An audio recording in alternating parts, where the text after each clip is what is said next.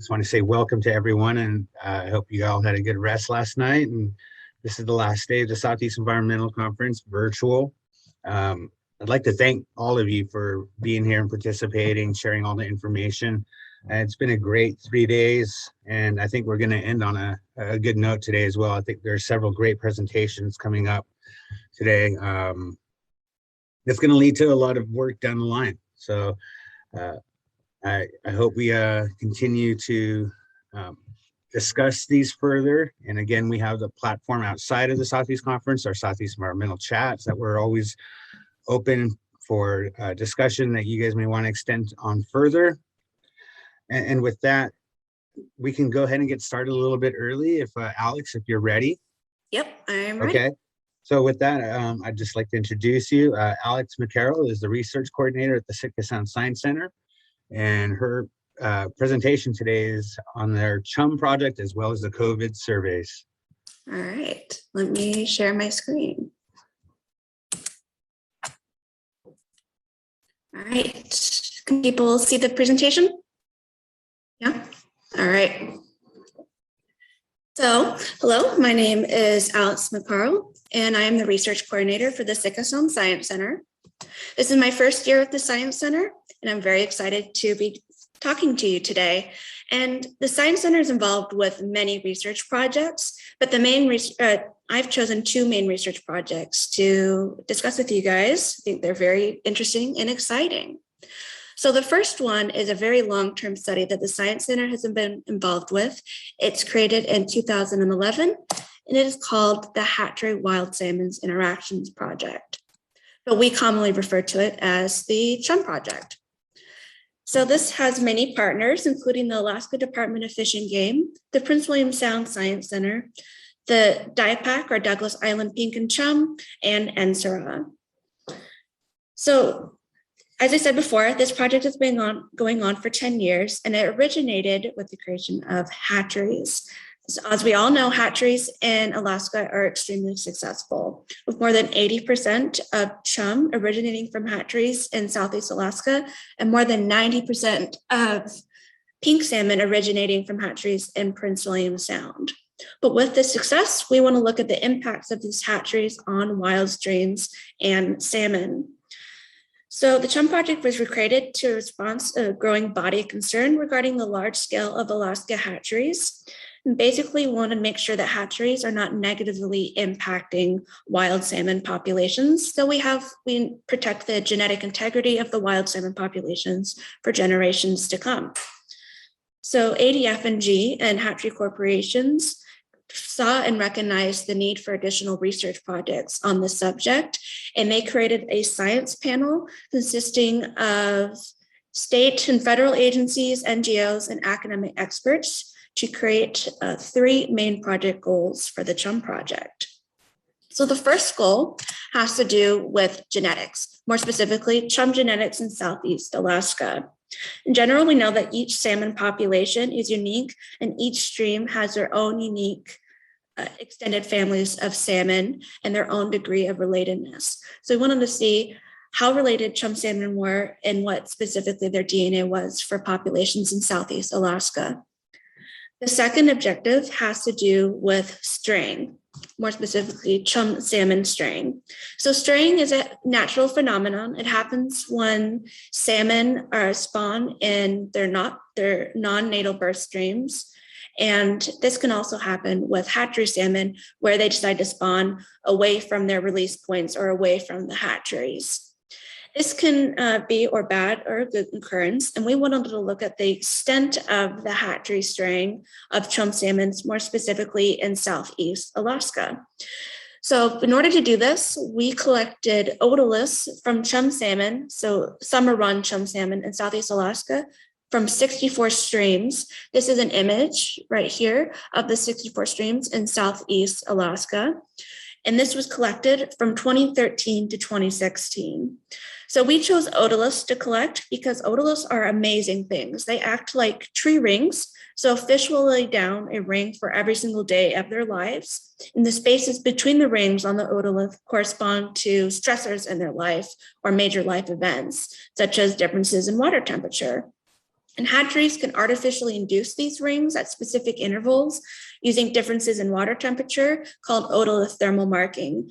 And by reading these otolith marks, you can actually identify an otolith in a salmon to a specific hatchery and its birth year. It can get really specific. It's pretty amazing. So this is an example of otolith marking. And by reading these marks, which are the bands that I'm circling right here, they were able to identify the sockeye salmon to the year 2000 from the Daipak Snettisham hatchery. So it's pretty amazing little log of the entire life of the salmon on one little ear bone.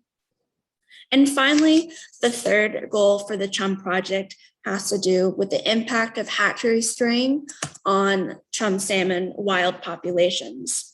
So we do know that there's hatchery straying in streams across Prince William Sound in Southeast Alaska at various levels. So we want to know if this is a good or bad occurrence. So from the original 64 streams that were chosen from this second objective, we chose 4 streams to specifically look at the impact of hatchery chum salmon straying on the fitness or productivity levels of wild chum salmon populations. And these 4 streams were chosen due to their high percentages of hatchery origin chum salmon. So if there is an occurrence that's observable, we would be able to see it in these streams. And I'd like to note that this summer, we surveyed 3 streams instead of 4. The 4th was taken out a couple years ago due to just logistical challenges of surveying in there. And currently the Sitka Sound Science Center is focused on this last objective, looking at we term them fitness streams, or looking at hatchery straying impacts on the fitness of wild salmon populations. So we have 3 streams that we're looking at over this summer. They are Sawmill Creek, Fish Creek, and Prospect Creek. These were surveyed over 6 weeks from July to the end of August. We targeted post-spawned summer chum salmon. And this was the largest group of technicians for the Science Center that we had. We had 12 people working on the chum project this summer. And I was lucky enough to be working on this project as well. And so we had 4 crew members per stream. So the first creek that we surveyed is Fish Creek. This is located on North Douglas Island, about 7 miles northwest of Juneau. It is the historical site of the Háw'aa village and nearby fort, and it also is home to traditional fishing and gathering camps. In the intertidal reach, it has a historical mining settlement as well. Very cool. I'd recommend visiting. It's absolutely gorgeous there. You have acres and acres of salt marshes with a beautiful view of the Mendenhall Glacier in the background. And then moving further up, you have old growth forests. And the survey stretch was 2 miles long. It was known for extremely cobbly, slippery rocks, and is home to summer chum, pink, and king salmon runs. And historically, looking at past data, Fish Creek almost consistently is where you find the most chum salmon.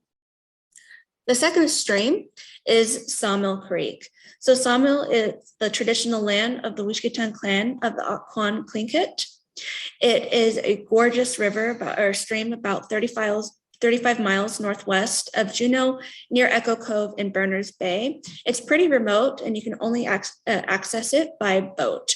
It's a short stretch of stream for surveying. It was about 1 mile, but it's known for its crystal clear waters, beautiful scenery, as you can tell in the pictures, and the survey stretch ends in a gorgeous 40-foot waterfall. So it's a really fun place to work, and it is home to summer chum and pink salmon. And finally, our third fitness stream is called Prospect Creek. This is located in Port Snettisham, about 30 miles south of Juneau. It is the traditional land of the Taku people, and it is also home to the Sitka Sound Science Center's first remote field camp, which is exciting. And this is just to create easy access to Prospect Creek. It's a pretty long survey stretch, but as you can tell, it is extremely gorgeous, with long gravel bars and lots of brown bears, about 4 miles long. It is home to summer runs of chum and pink salmon and the occasional lost sockeye salmon. And these 3 streams were chosen also because they are located close to the Daipak hatchery for Fish Creek, and also located close to hatchery release points for Sawmill Creek and Prospect Creek. So since this project has been going on for 10 years, we have learned some things. So first thing we've learned is an impact on the reproduction of hatchery origin fish, with hatchery origin pink salmon producing fewer offspring compared to their wild origin counterparts. And this reduction is up to 50% of offsprings from the original generation to the first generation. We are still not sure if this reduction in reproduction will spread to the next generations, and we are still researching why this might occur. But it's definitely something extremely important to note.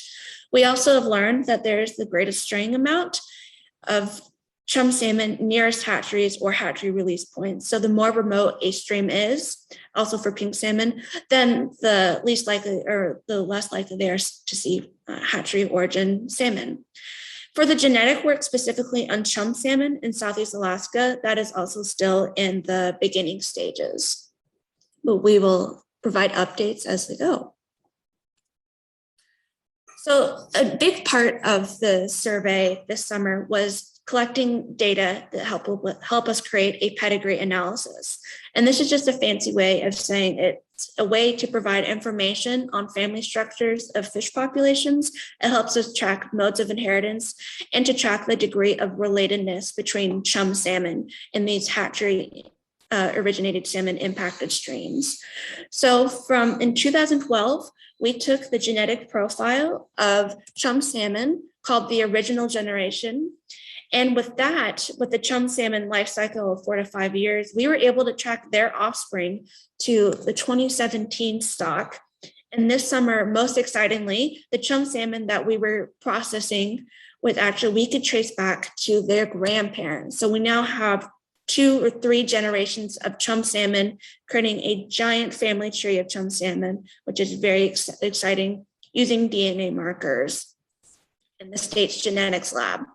And it's really cool to remember that even 10, 20 years ago, this wouldn't even be possible. So this is all new technology that we're being able to then create this detailed pedigree or family tree of chum salmon.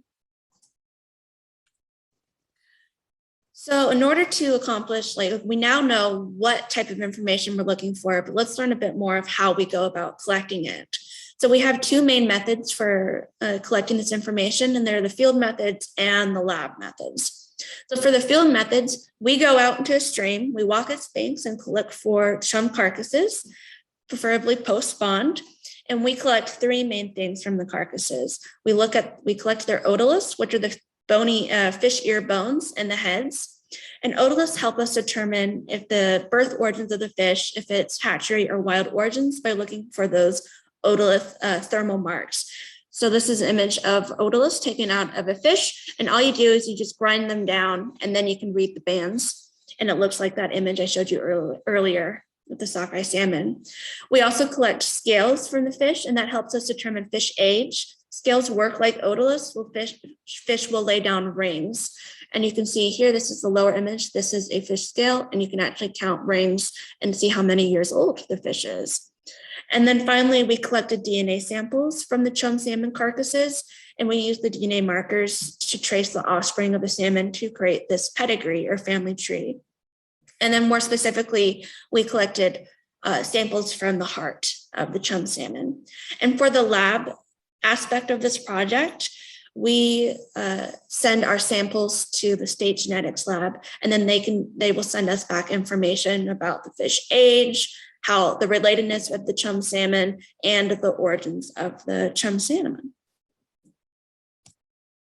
So looking at the initial preliminary data analysis for the summer, we had one surprising find so far, is that for all 3 creeks, we had about the same proportion of females to males, being about 60% females to 40% males, which is just very surprising to see, especially considering that these creeks are dozens and dozens of miles apart.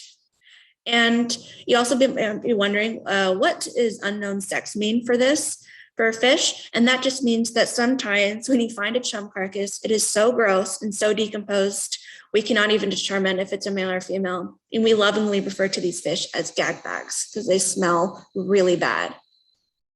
So as I mentioned before, this was the largest group we've ever had for surveying for the chum project for the year 2021. And in order to get an idea of the sheer scale of the project, we're going to look at a couple numbers. So we walked hundreds and hundreds and hundreds of miles to survey for chum salmon. I was lucky enough to be assigned Fish Creek. And so I had a great time surveying the creek every single day, looking for chum carcasses. We ended up almost finding 1,000 chum carcasses combined between the three creeks this summer. So we surveyed 980 chum carcasses, and we plucked over 4,000 scales in order to be sent and read to tell us the age of these fish. Just for some fun numbers, the largest chum that we found alive was 29 inches, and it's from my creek, Fish Creek. It was a very big chum salmon, and it was a male. And the largest chum carcass that we found was 25 inches from Sawmill Creek. So this is just a fun picture. This is a photo of me on the last day of surveying. We're at the very top stretch of Fish Creek, and lo and behold, we see the biggest king carcass that we've seen. It had to be at least 40 pounds. It was very exciting to find, because weekly we also count pink salmon runs and king salmon runs if the streams have them. So this guy made it more than 2 miles all the way up all these big, huge log jams. And we're just very impressed that we found such a big hunk of fish that far up. So of course, then we had to take a photo with it. So all of this information, the thousands of samples that we've collected and all of these genetic samples, we ship into the labs, and hopefully in the next couple of months, we'll be writing a lab report so you can look out for more conclusions regarding the summer. From there, from the Alaska Department of Fish and Game website. And ultimately, this will help us grasp to see if there's any impacts of hatchery straying on wild chum salmon stocks. So moving forward, now that I've talked about a classic Alaska Department of Fish and Game study, let's dive into the world of social science by looking at another research project the Science Center is lucky enough to take part in, called the Southeast Alaska COVID-19 Pulse Survey, but we'll simplify it to call it the COVID-19 survey. So this survey has many partners, including the Central Council of Tlingit and Haida Indian Tribes of Alaska, the RAND Corporation, the University of Alaska Southeast Campus helped, and this was all funded by the National Science Foundation. So when COVID-19 started, the Sitka Sound Science Center had a rare opportunity to ask Southeast Alaskans how they felt about the pandemic and to monitor how perceptions changed over time. And that is the main overarching goal of this research project. How have Southeast Alaskans' perspectives on COVID-19 changed, and what are their perspectives? And in order to do this, in broad terms, we want to understand how people are responding to the pandemic, and then we can help inform public health figures and community members and policymakers, which is especially important for rural communities like what we have here in Southeast Alaska, to better prepare ourselves to combat the COVID-19 pandemic. So we had three main goals for this COVID-19 project. The first was to gauge Southeast Alaskans' local insights of COVID-19 and their risk perceptions. The second goal was to see how Southeast Alaska communities were adapting to the pandemic and how they were ensuring their resilience to the pandemic, especially as time moved forward. And finally, we wanted to look at the potential effects and learn about the effects of the pandemic on social, economic, and emotional well-being of Southeast Alaskans, especially regarding their mental health for this project. In order to do so, we used three main methods. The first method was to conduct a survey early in the pandemic, and this is before the pandemic really hurt the shores of Southeast Alaska.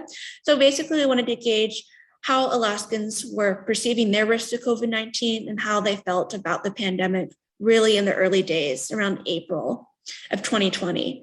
The next, to create a follow-up survey focusing on the attitude changes as communities around 6 months later as how we all adapted to life living with COVID-19. And finally, the third method was to conduct interviews with tribal citizens to gauge their unique perspectives on COVID-19. So from the initial survey, it was given from April to June of 2020, and it focused on, the the perceptions of how informed and prepared individuals felt about COVID-19, their perception of how prepared official agencies were with dealing with the pandemic, and the perceptions of individual health risks to COVID-19. All the surveys were given anonymously as well. We had 710 respondents from 18 communities across Southeast Alaska, with 86% of the respondents being white and 10% of the respondents being Alaska Native. So looking at some preliminary results from the initial survey, we saw that there was a change in confidence levels for Southeast Alaskans regarding their community members. More specifically, there was a greater confidence in local communities and government in dealing with the COVID-19 pandemic, especially compared to state and federal agencies, with the federal government having the least amount of confidence in dealing with the COVID-19 pandemic. We learned that perceptions of health risk were driven by age. So the older a respondent were, the greater their risk perception was to COVID-19, which is not a surprise. And then Alaska Natives, we learned had a higher risk perception of mortality risk compared to white respondents. After a couple months, we then decided that we really wanted to create a follow-up survey, especially considering at the time there is starting of mass vaccination efforts in Southeast Alaskans, and just also changes of how communities were dealing with the pandemic and how adjusted we all became living with the pandemic. So this was given in the winter of 2020 and 2021, right during the peak of the pandemic and the beginning of the vaccine rollouts. We had 415 survey respondents, with 81% of the respondents being white and 12% of the respondents being Alaska Native. It's about the same proportion compared to the first survey. So we saw a couple of differences comparing the first survey to the second follow-up survey. And looking at the changes of mental health between the first and second survey, we did see that there was a change in mental health, especially regarding American Indian and Alaska Natives, who actually reported an increase in their mental health as the pandemic moved forward, especially compared to their white responding counterparts.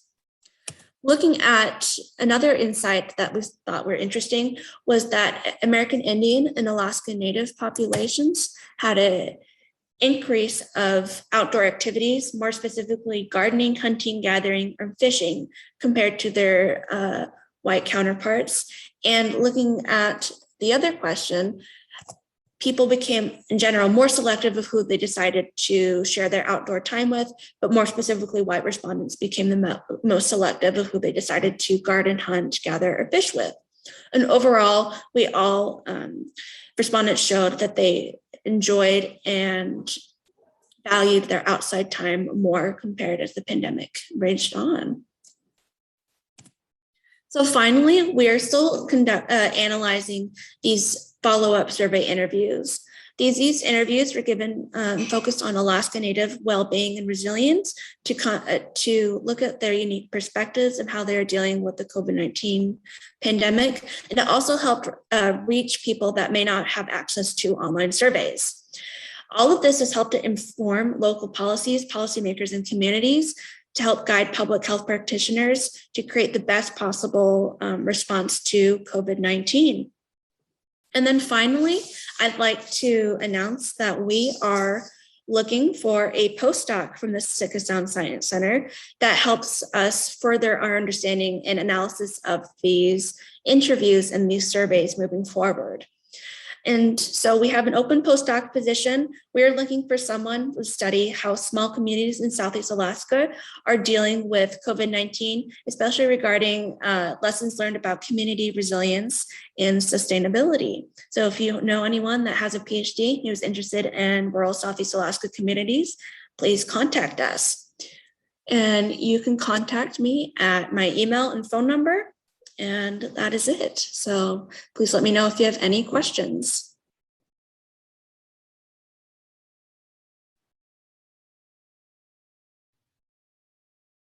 There's some amazing pics you had there, Alex. Oh, thank you. Yeah. This is a juvenile male brown bear that we saw when I was at the field camp. And it was, I don't know if you guys have been to Sweetheart. It's out in Port St. But yeah, it was so much fun. We did it after a survey day. We voted there, and it was capturing fishing for sockeye salmon. So that was an amazing experience to be able to witness brown bear in the wild safely. Yeah, Sweetheart's a pretty amazing place. It was gorgeous. Yeah. We've Sir and myself, and I'm sure others on here, we've been fishing up there and been surrounded by several of them brown bears. Yeah, they seem pretty habituated to humans, but it was Right. amazing to see how well they and how picky they were for fish, how they just ripped out the eggs and that's all they really wanted. Yeah. Eggs are the skin. Yep. Yeah. He knew what he liked. Yeah. Shannon, see your hand is up. Yeah, I just had a question. When you talk about confidence going up, are you talking about like, because I know you talked a little bit about mental health being a thing, but are you talking about like they were confident as in everything was okay and they were going to be fine, or confidence as in general? It was confidence of how well they felt that the agency could prepare in dealing with COVID-19. So basically, how prepared they were and how competent the agencies were. Okay, awesome.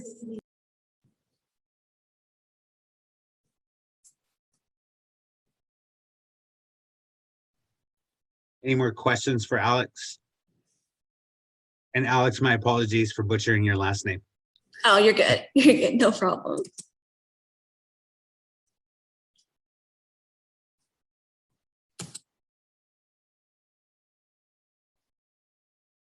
All right. Well, I greatly appreciate that. Thank Great you. presentation. Thank you very much. Lindsay, I'll let you go ahead and take it away.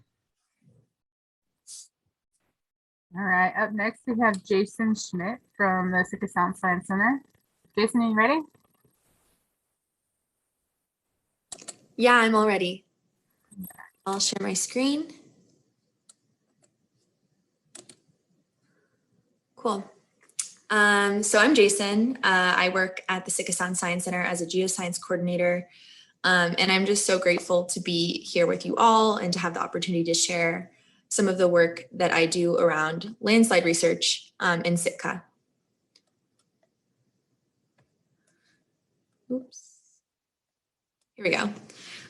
So landslides are a really kind of frightening part of living in Southeast right now. We know many communities are struggling with this. And I just want to highlight this data comes from the Gunalchéesh National Forest landslide inventory. And we can see that landslides are in Sitka, but they're also kind of all over Southeast. The colors are corresponding to the size of the slide, but in every 5 kilometer square kind of block of the Gunalchéesh, there are landslides.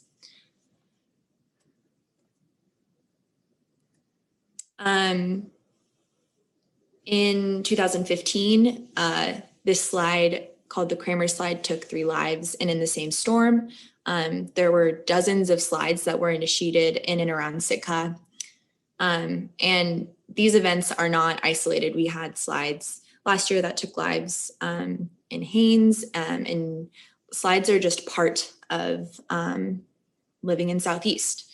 And so following this slide that we had in our community, the community began asking questions of experts all over the world, asking, what do we need to know about landslides?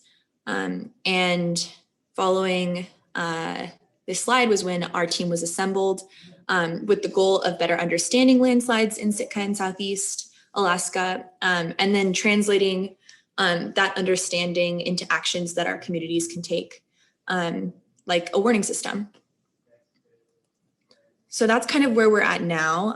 This is an example not of a landslide warning system.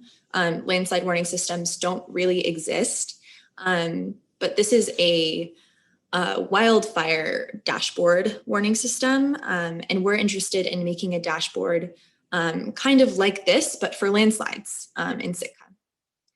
The idea is that you can go to a website, you can log on and see what the hazard level is at any time. And in this way, we can both put our minds at ease when the conditions in our area don't match the conditions where landslides have been observed in the past. But also we can take actions to make our communities safer when there are conditions that have matched when landslides have happened in the past. So this is where we're at in the project, which is really exciting. This is just an example of a dashboard, but I'll dig a little bit more into the landslide dashboard that we're moving toward. This project is in collaboration with many partners and collaborators. The team's very interdisciplinary, working with both geoscientists from the University of Oregon, for example, social scientists from the RAND Corporation, and people working on oral history work from the Sitka Tribe of Alaska. And this work would not be possible without all of these partners. I want to highlight a little bit, it's important to acknowledge that people have been interacting with landslides and land movement in Southeast for literally thousands of years. This isn't a new or isolated problem, and it's important to focus on one way to understand landslides through oral histories. So with the Sitka Tribe of Alaska, we've conducted 14 tribal citizen interviews asking questions like, what are stories related to landslides that you know of? Or how do people perceive risk? And the analysis of these oral histories are still ongoing, but I wanted to highlight one little tidbit. In traditional place names, for example, Háw'aa, the name for Jamestown Bay, it means village below the mountain. And so even in just place names, we can see there's an awareness to space and the relationships to hill slopes and mountains. That's a really important thing to fold into the work that we're doing around landslides. And on the dashboard, we want there to be a place for people to continually contribute the things that are being shared about landslides in oral histories and passed on from family members or in community, because in an interview, you can't capture it all. Let's see. Another bit of important context is the local geology of the area. I'll just quickly talk about what lays the groundwork for landslides in Southeast and in Sitka. On the left is a high-resolution topographic map of Sitka. And these arrows are showing where glaciers, when they receded 13,000 years ago, carved away these deep U-shaped valleys that left steep hillsides right at the coast. And then shortly following that glacial retreat, we had a period of intense activity from Mount Edgecombe about 11,000 years ago. And in this right picture, you can see these layers of ash that blanketed the glacial till right underneath. So there are like multiple pulses of volcanic ash that settled on top of this till, and all together, that meant for steep hill slopes covered in relatively unconsolidated material. And when you look at that ash really closely under a microscope, the structure kind of looks like a sponge. And so when that material gets wet from rain, it gets slippery. So when we add rain to the mix, that's when you can start getting rainfall initiated sliding. And in our warning system, what we're really interested in is the rain and how hill slopes respond to rain. We get some of our rain not in these big storms, but when we do get big storms delivering lots of precipitation to the area, we call those atmospheric rivers. And atmospheric rivers can transport as much water as the mouth of the Mississippi River, but just in vapor form. And so we're getting these huge quantities of water delivered in these big atmospheric rivers. And with climate change, we're only expecting rainfall to be delivered in atmospheric river events more frequently. So we expect stronger and more frequent atmospheric rivers as we experience the effects of climate change. So with this warning system, we're really interested in, as I said, how rain interacts with the local geology, the hill slopes, and when those conditions match when landslides have happened in the past. And so this map of Sitka shows where the instruments that we have are located across town. The rain gauges are those green triangles, and then the yellow stars are sensing stations, which are measuring soil moisture on the hill slopes in town. So there's one on Harbor Mountain, one on Gavin Hill, and one on Verstovia. And I'll dig a little bit more into the data, but here we are. This is a picture of, or two pictures of rain gauges. This picture is it taken apart, but you can see that there's a place for the water to collect, and we call them tipping buckets because there's a tipping mechanism that counts the amount of rainfall. And then these tipping buckets send real-time data to our computers through the satellites system, which is very neat. And all of these rain gauges all across town show us that while we have these large weather events delivering huge amounts of water, not all places are created equal. They're distributed differently across town. So for example, the blue dashed line here is the Sitka Airport cumulative rainfall. And I just pulled data from last weekend. We had some drizzles. So not any major storm, but you can see that when rain falls in Sitka, not the same amount of water doesn't fall at the airport as does different places in town. And so we're interested in collecting this really high resolution rainfall data to make our warning system the most accurate. And also we're able to share this information with the National Weather Service so that they can better understand how these atmospheric rivers are being delivered to Sitka, and so they can improve their forecasting. We also keep detailed records of when and where landslides happen in and around Sitka. So this is just a Google Earth picture of an inventory that is showing where landslides happened from two storms in 2020, which didn't affect infrastructure, but it's really important for us to know when landslides are happening, even when they're not right in Sitka. That way we can combine the data about rainfall and about landslide and currents to better constrain our models. So that's exactly how it works. We take rainfall measurements and we combine that with the records of when and where landslides happen to make a forecast or a warning system.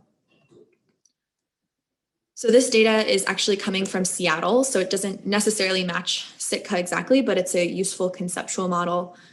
Each dot on the plot is the occurrence of a landslide, and our x-axis is the 15-day cumulative precipitation, which is basically just trying to approximate how wet the soil is. And sometimes we call that antecedent soil moisture. And then our y-axis is how big and strong the storm in the last 3 days has been. And this graph is just trying to show that if our soil is already pretty wet, then we don't need as much rain. We don't need a huge storm to initiate landslides.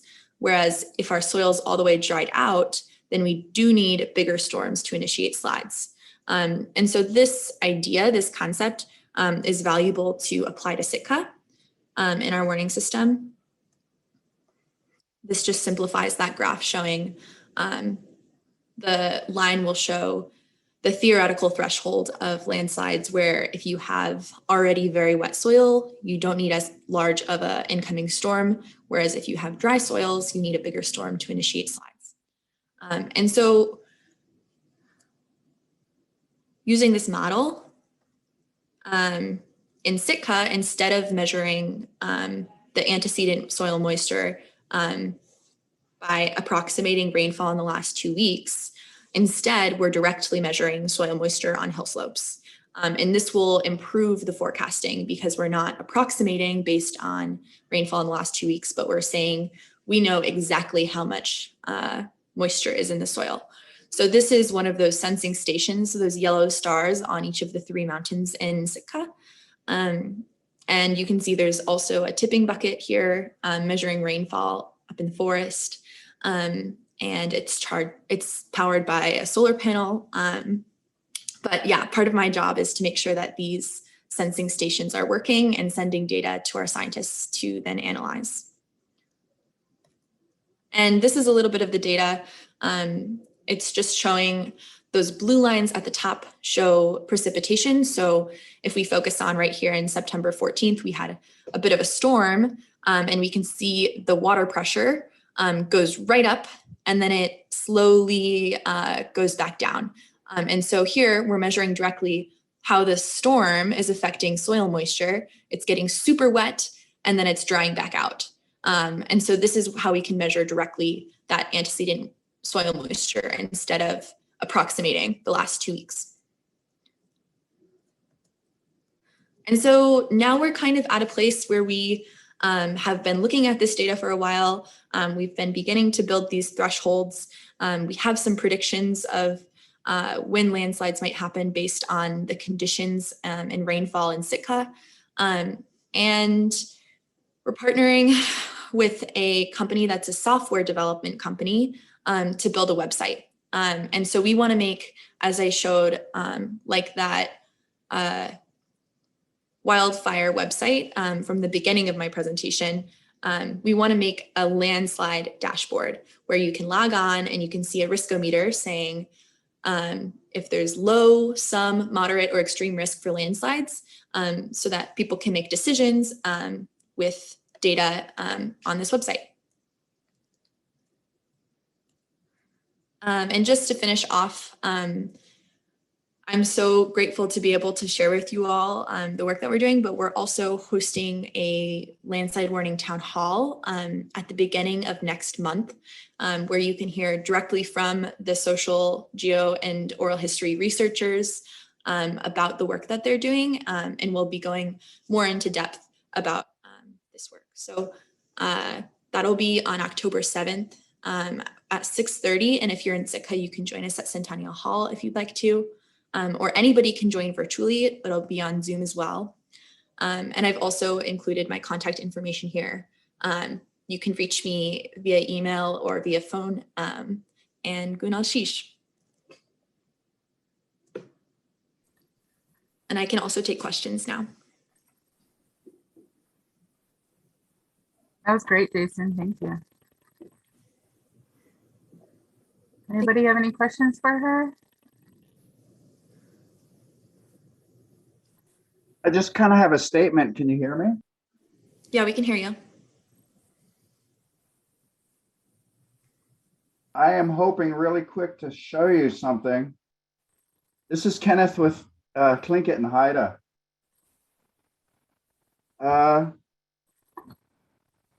Indigenous science goes way beyond oral histories. The science is in artifacts. This is the spirit of the mouth of Latuya. If you didn't know, this would just look like a really pretty native pipe. But if you look deeper, there's a frog on the left, that's the master. There's a bear on the right, that's the slave. The bear on the right shakes the land. The waves go to the left. The frog on the left is more powerful and can shake the tsunami, mega tsunami back. And if you look close on this side of the pipe, there's two people in a canoe getting smashed about. The science is in the artifacts. I just wanted to share that. Wow. That's fantastic. That's pretty amazing. Wow. So imagine being the first European to see the pyramids, but on the sides of the pyramids were actual simple understanding of what everything meant. Tlingit artifacts have that everywhere.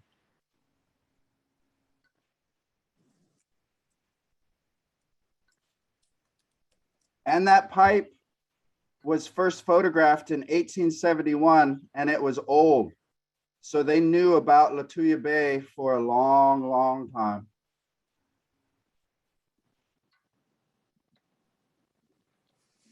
Looks like we have a question from Di. That's really cool, Kenneth. And that was a great presentation. And I wanted to say something that a lot of you already know, that in a lot of indigenous languages, the word hill is actually a verb, not a noun. And so it's an action word, not a static thing. And it goes back to what you were saying, Jason. Thank you very much. Thank you, Adelaide. And thank you, Kenneth, too. Ray, you have a question? I just noticed in the chat that Shannon says that this is amazing, awesome presentation. She would love to do something similar in Prince of Wales. Just a heads up, Shannon. Actually, our next presentation that Ron Heintz and I are going to be talking about will kind of give a possible opportunity and something similar, and we'll discuss that further here in the next coming minutes.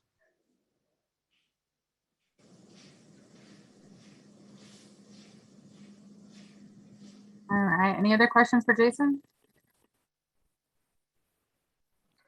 Could I say one other thing? I just wanted to remind you that there is a new landslide inventory on Prince of Wales, and I could share that with you. Yeah, that's awesome. I don't think they will. I think I would love that, Di. This is Shannon. No, that's me. Is that separate from the Forest Service inventory? It was TrainWorks was hired by the Forest Service to do the model on Prince of Wales. Oh, okay. So there's okay. TerrainWorks has a model. Okay, good. Shannon, was there something else?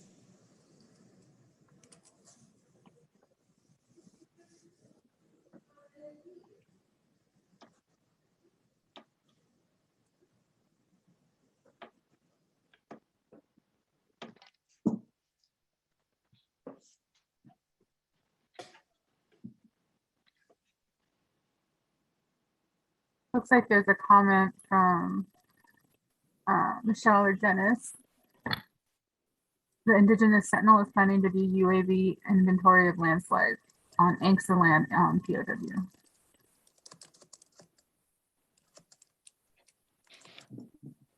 Dennis or Michelle, would you be able to, Dennis, would you be able to just kind of talk a little bit about that? A little detail on that, please?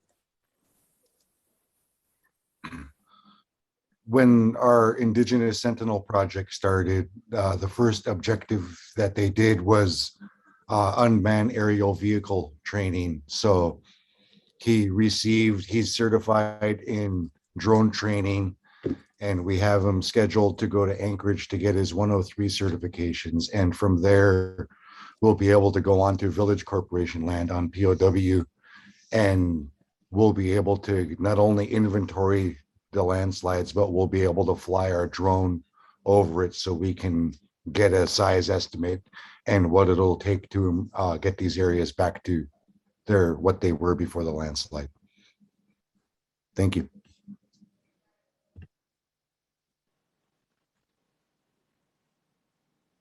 Very cool. Thank you, Dennis.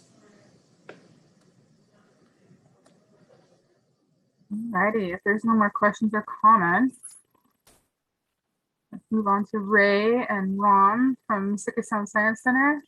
Are you guys ready? Sure. Really quickly, I just wanted to put out there, we are 15 minutes ahead of schedule.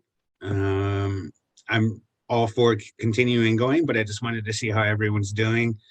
Would you like a 5-minute break or just continue on?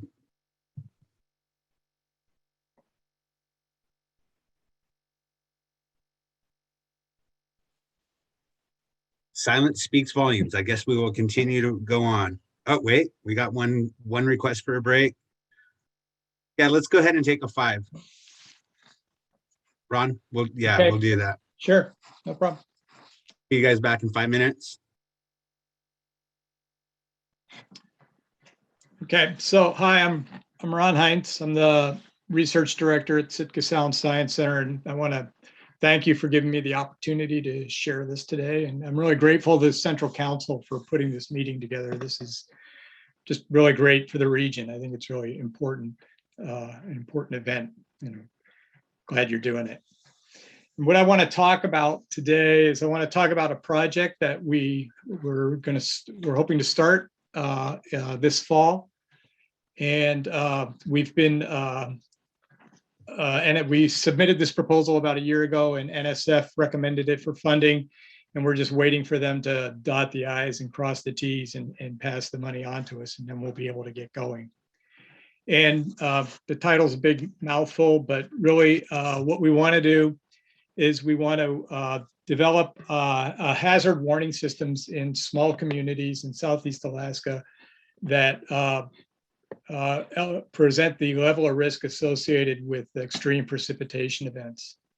And we're all really familiar with hazard warning systems, and Jason just talked about the Sitka system. And we also know that there's fire warning systems and tsunami warning systems and hurricane warning systems. But what makes this one really different is that it's motivated and designed by community members, and through a process of meetings and interactions with scientists. And we plan to develop these over the next 5 years in participating communities. And like I said, this is supported by the National Science Foundation, and we're just waiting for the final go-ahead from them. Ron, yeah. I just want to put it out there really quick as we're going along. We're open to questions as we go, or would you like to Sure, finish? yeah. Okay. We can stop for questions.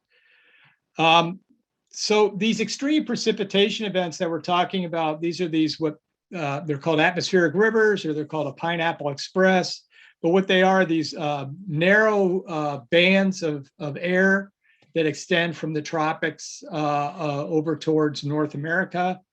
And they're saturated with, or they have really high water vapor content. So when these bands of air that pick up all this moisture in the tropics, when they hit the Southeast Alaska, and that air tries to rise over the mountains, it just dumps all this water out, and it dumps it out in a really high volume over a relatively short period of time in a short area. And so from a satellite, this is what it looks like, what a pineapple express looks like. And this is the one that hit Southeast Alaska in early December last year and resulted in a fatal landslide in Haines. And we know that the effects of these extreme precipitation events, the immediate effects are things like floods. So in the lower left-hand picture, you can see a flood in Ketchikan on Creek Street there in 2015. If the precipitation arrives as snow, we can get avalanches. So here's a picture of an avalanche in Juneau from 2021. That's cut, and there was one in 2013 that basically cut off the power supply between Snettisham and Juneau. We had to rely on diesel for months. And then of course, there's the landslide issue. And in the lower right-hand corner, there's a picture of a landslide that Jason and I and some others went and looked at in Patterson Bay in Háw'aa Sound. And it was a massive landslide that occurred last winter. But we know there's other events that can also be attached to these extreme precipitation events as well. So like, for example, we might hear reports about extreme precipitation impacts on drinking water supplies in small communities. Or another one indirect effect you can think of is these increased precipitation events might scour streams and have impacts on salmon production in the region. And our concern for this, besides the flooding and avalanches and landslides, is that these atmospheric rivers are increasing in frequency and increasing in intensity. And they're also, the period of the year over which they're occurring is increasing as well. So this is an existential hazard for the region. So Jason talked about our landslide system in Sitka, and this is just a schematic to remind you what it was. So we have sensors that are deployed all around the region, all around Sitka, and they record current conditions. And then the Weather Service produces a forecast that identifies how much precipitation we're expecting in the next few days or hours. And then all of that goes into a statistical model, and the output of the statistical model gives us an indication of the level of risk for a landslide, the risk of a landslide in Sitka. And that might be the risk within like the next 6 hours or 12 hours or 36 hours. That's a detail we're still working out. But what I want to emphasize, we're not really here to talk about this landslide system. What I'm really interested in talking about is how we got to this system. And this is what we want to bring to the communities this fall, starting this fall. And how we got to this system was that we had an interaction between the community and the scientists and an outreach program. And together, those three things together motivated our motivate a community-specific warning system. Because your community may be more interested in floods, or you may be more interested in avalanches. You may be interested in something that we're not even thinking about right now. And so what I want to do today is talk about how communities can direct the science, how they make the science happen, and then what the scientists are actually capable of doing, the scientific team that we've assembled right now, and then explain how we want to have an education and outreach program to help sustain the system over time.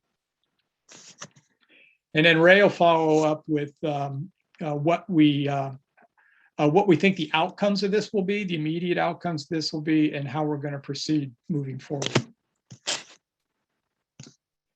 So the way communities can direct the science is by communicating directly with scientists.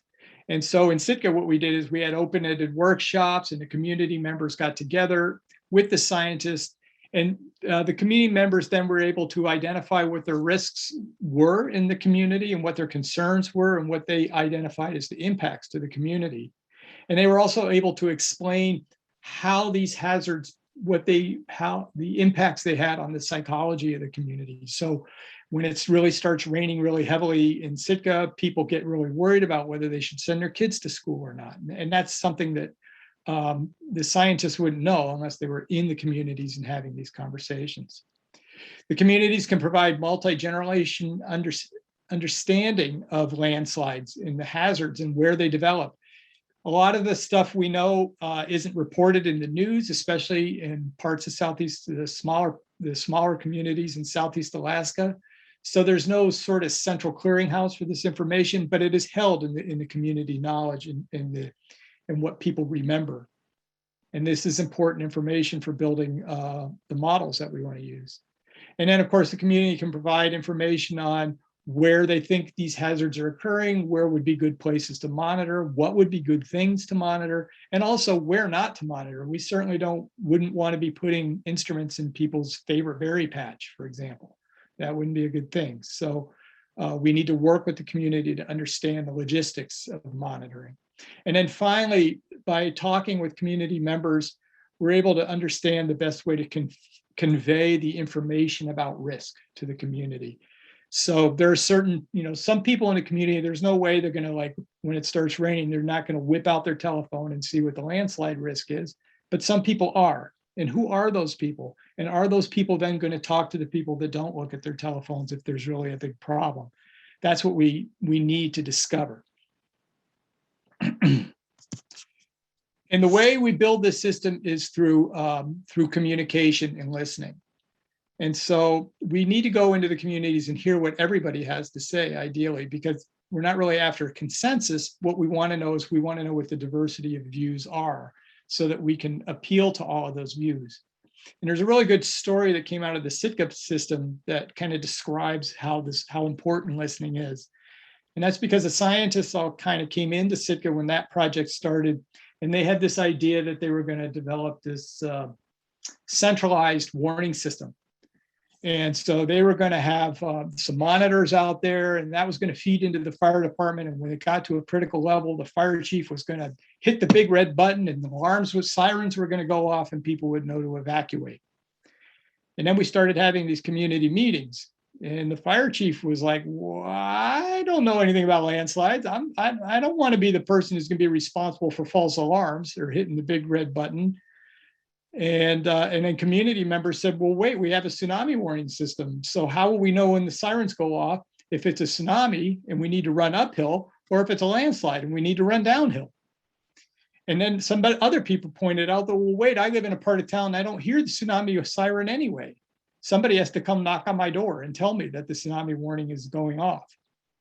So we heard all of these complaints and these issues, and had to throw out our a priori idea of a centralized warning system.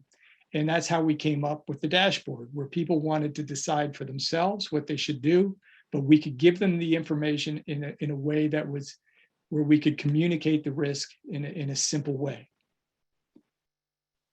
Now, the way this will work is we have to have people in the communities that are connected to the scientists. And we're calling these people community connectors. And these people that reside in the communities, and they'll be able to put the scientists in contact with community members and community leaders, and help sort of facilitate the project on the ground at the local level. And so these community connectors will have a key role in developing this system.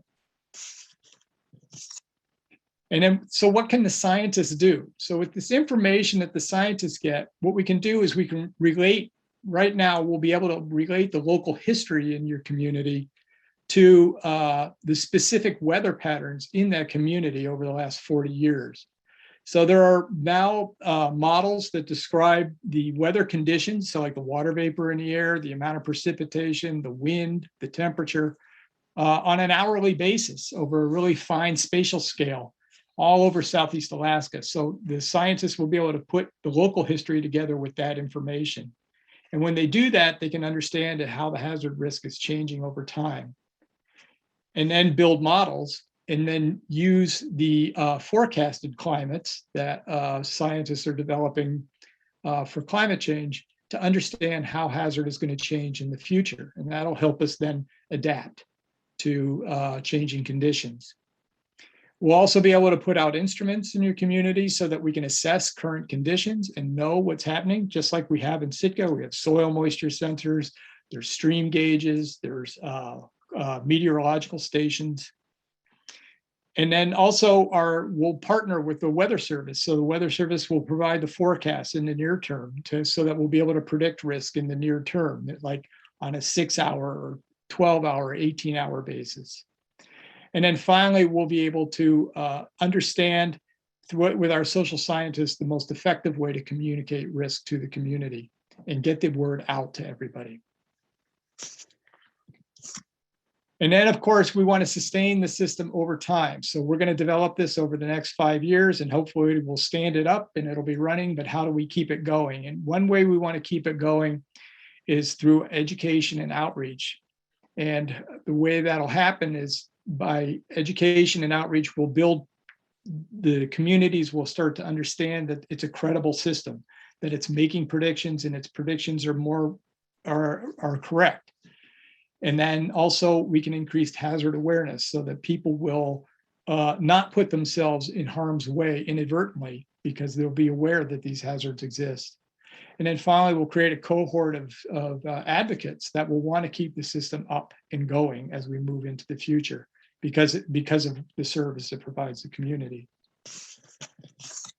And so the way we're going to do this is we have a two-pronged approach to education and outreach. And one is to embed scientists in the communities. And so that's to bring scientists into the local schools to talk about the work that they do and show how the work is relevant to the community and to the local surroundings. And then also to have scientists take up residency in the communities. So in Sitka, we have this program, the Scientist Residency Fellowship, where scientists come and they stay in the community and they meet with the community formally and informally. And so you could stop a scientist in the grocery store and ask him questions about the landslide warning system, and get into a conversation that way and learn, and people will then learn scientists are people, and the scientists in the communities can learn who the people are and how to work with the community on a closer level. And then also we'll enhance STEM education by partnering students in the schools with mentors at Oregon State University, where they'll learn to build these sensors and deploy them and how we use them, and how to maintain them. And these mentors will come to the communities and meet with the students, and then the students will have an opportunity to go to Oregon and see how these instruments are engineered. And this program is integrated into another program that we have going with Sea Alaska right now, where Sea Alaska is asking us to help develop field technicians that they can hire to work for companies that they own. And so this will be a grassroots approach to developing employment in the region. And so that's briefly what the project is and the parts of the project. And now I'm going to turn it over to Ray, and he can talk about what we think the benefits of all of this will be in the long term and how we're going to proceed. So yeah, Ron hit a lot of the notes on there, especially the science aspect. I think people will be wondering how we're going to connect with the scientists in this project. And one of that is that through Clinton and Háw'aa and this partnership we have with the Sitka Sound Science Center, we will be hiring a staff person essentially to work collaboratively with the Sitka Sound Center to reach out to community members, tribal leaders, local indigenous people, to essentially get information and feedback on what we see as priorities. So again, that we'll have that community connector, coordinator essentially, and hopefully use that to start monthly meetings to get a better understanding on how the climate change is affecting rural Alaskans. We will also be using our climate change adaptation plan that Kenneth Weitzel, our natural resource specialist person, created, as well as the community members who use the templates that we've handed out as well. Let's see here. We hope to start that by, again, this fall, and then by winter and spring, we hope to have these monthly meetings to essentially bring together the community leaders, tribal leaders, and the research staff to identify issues and design systems. With that, Ron, is there anything else to add to that? Well, I'll point out one other aspect that I didn't really mention is that we built flexibility into the program also. So we knew we were focused on floods and landslides and avalanches, but we knew that there might be other issues that are associated with extreme precipitation. So we have the ability to bring more scientists onto the project as the project proceeds. So there's funding to bring on more scientists later in the project. So if we need to continue focusing on these issues, we can bolster that. And if we want to work on maybe water quality issues or something like that, we'll be able to adapt to that as well. We will also, again, this staff person that's going to be working collaboratively, I think we'll be reaching out to all the tribes. We will be using our Southeast platform as well. We're hoping to essentially work with, again, the tribal environmental staff that many of you are here right now to essentially help us in finding community leaders, people who want to have input in this. So we're essentially making sure that we're getting all aspects of concerns from everyone throughout Southeast Alaska. Right. When we submitted the proposal, we were in contact with 7 communities in the region that had expressed an interest in participating in this, and that included Yakutat and Háw'aa, Heintz, Skagway, Kisan, and Craig, and Sitka, and so that's where we'll be starting all of these efforts. Ron, we have a question here. The people we are hiring, are they in each community, or for the overall project, this person will travel to different communities? I think we're looking, oh, go ahead. Well, we have community connectors. So those are people that live in the communities. And what we have is we have a stipend for them. So we'll pay them a nominal amount of money. It's not like a real salary, but there is a stipend for them. And then we will be hiring a full-time community coordinator that works for the Central Council. And that person will be traveling to all of the communities and basically keeping track of herding the community coordinators and keeping them sort of on task. And then we have an overall project manager that will also kind of be keeping the scientists on task, and also just is responsible for the budget and reporting and all of that sort of stuff. And that person will be working for the Sitka Sound Science Center. But we anticipate that the project manager and the community coordinator will be working very closely together. Right, and we want to ensure that many of the language that's spoken between scientists and regular people are understood as well. So right. I think the person that we're hiring with Clinton and Háw'aa is going to be able to ensure that everyone has an understanding of the language that's being spoken. Exactly. Sometimes, many of us have a hard time understanding many of the scientific words that are coming out of, that they're saying. So we want to ensure that everyone's understanding the language properly. Right. And that's a big role that the Science Center has as well, is making sure that scientists, when they come to communities, they know how to speak in lay terms and are able to communicate effectively with local people. That's every scientist that goes through the Science Center has to receive that training. So, but we're definitely, if you know of somebody that would be good for these jobs as a project manager, community coordinator, or connector, that's great. You just let Ray know or let me know. Yes, please. You guys know how to get a hold of me. We think that this is going to be a long-term project for the benefit of the region as well, and bring collaborative efforts together on a tribal level as well as outside the tribes.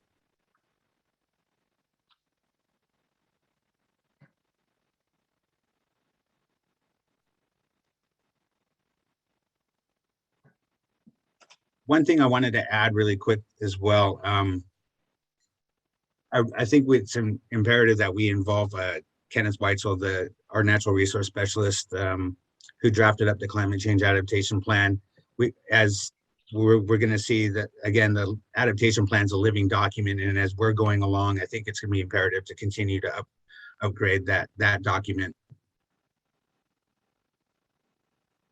Kenneth, that means I'm adding some more work to you, I guess. Yeah, I kind of figured that.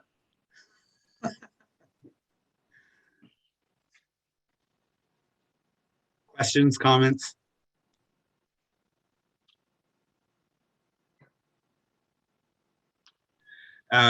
Dennis says, this sounds very familiar to the National Weather Service under NOAA's Weather Ready Nation and their Weather Ambassador program.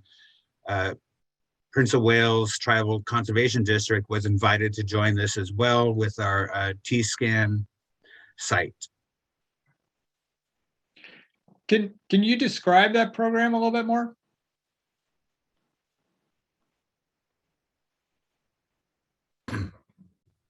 Hello, this is Dennis Nickerson. A gentleman from NOAA, his name's Aaron Jacobs, and he invited the Tribal Conservation District down here to join because we have our Tribal Soil Climate Analysis Network program, and it tracks 5 different types of weather at a site right outside Craig, and sadly, it's not generating enough solar power, so we have to relocate it.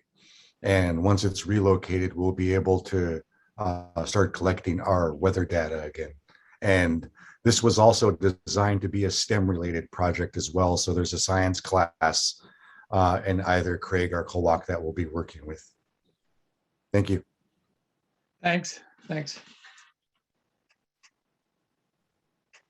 I can send you that information, Ray, if you want me to, and maybe we can get something going in Southeast Alaska regarding, getting all these entities put together, as well as possibly putting one of these T-scans on every island in our region. Thank you. That'd be great. I'd greatly appreciate that. I think one of the things we definitely don't want to do is is to reinvent the wheel. And again, the collaborative effort side of things, I think we'll have a better understanding region-wide. So we're essentially speaking one language. And Aaron Jacobs is involved in this project as well.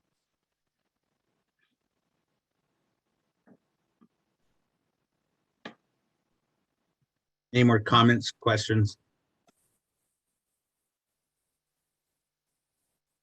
I just want to finish off by saying, I think, again, just be ready for Clinton and Haida, our staff person, to be reaching out to the tribal environmental staff that's on here attending to kind of essentially guide us in these the community project coordinators. So just be on the lookout for that. We hope to get that going again by this fall and into spring, winter and spring as well.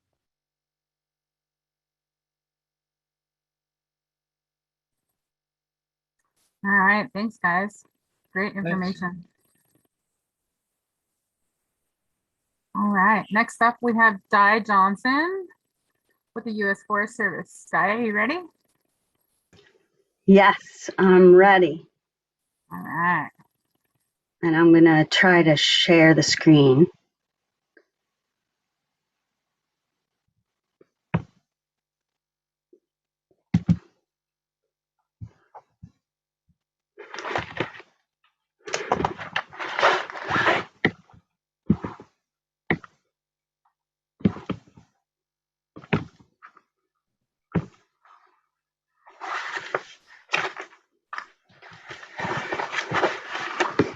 Okay. I'm assuming everybody can see the screen. Awesome. So anyway, thank you very much for inviting me to talk today. There have been hundreds of individuals who have helped out on this project. From the youth collecting seedlings, going out and setting up the seedling experiment, to the youth leaders, to community members who helped me organize meetings, to the artisans who took us out into the field to talk about stewardship practices. It's been a big project, and today I'm actually changing the title of the talk to say to be called the power of asking a question, and you'll see why. So as a little off the track information, my own family has its roots in Holland and relied on wood for clogs. Now, the European Union has actually declared all wood clogs are safety shoes. Kind of an interesting little tidbit. And I know personally, I've learned 3 major things from Wayne Price, master carver at UAS. By taking his classes for 3 years, his carving classes, I've learned how healthy an artistic outlet carving can be that also supports an essential way of life. Further, obtaining some of this wood, especially for dugout boats like you see Wayne standing by, that wood is not easy to come by. It's clear, straight, and old, very old, over 400 years in age. And as represented by the middle diagram, using the One Health model, understanding where the wood and the physical environment and the people come together really helps us to understand what we need to learn in order to support a cultural way of life. But one day, Wayne said to me, "What is the Forest Service doing to sustain wood for culture and heritage 7 generations into the future?" Well, Wayne Price knew that I worked for the Forest Service, but he didn't know that I actually was not in management at all, but I'm in research. And while I had studied trees in riparian zones and examined input of wood into streams trees into streams by mechanisms including landslides and bank erosion, and how wood operates in streams, I had never done an investigation of his question. But that said, Wayne's question does get at the heart of what we should be doing at the Forest Service to serve the people and these interactions. And so it fostered a study that I started to working with a lot of other people to examine place-based co-produced a project to provide guidance to forest managers. And so first we went out and I learned that the National Forest Service does have a mission to sustain wood for culture and heritage activities, but also the Tongass has a mandate to seek the timber market demand. And many of the logs, most logs, go to China. So I reached out to Andrew Toms, who said, well, we need to learn more about the local cultural market demand. And so we had a 5-step approach. First, we needed to get funding. We got a couple grants, and then we had community meetings, met with native carvers and weavers out in the field, and instigated a seedling experiment and involved youth in many aspects of this project. The project started with examination of discussion questions that would be led by youth in multiple communities. We took on a cycle of community engagement, analysis, and sharing by revising the discussion questions, getting help from Ian Johnson at the Háw'aa Indian Association, putting together an ArcGIS survey 1, 2, 3. We conducted what we call a triple C analysis, which was involved in compiling, clustering, and coding discussion results. And then we presented key findings and gave the results of the community discussions back to the tribes. And then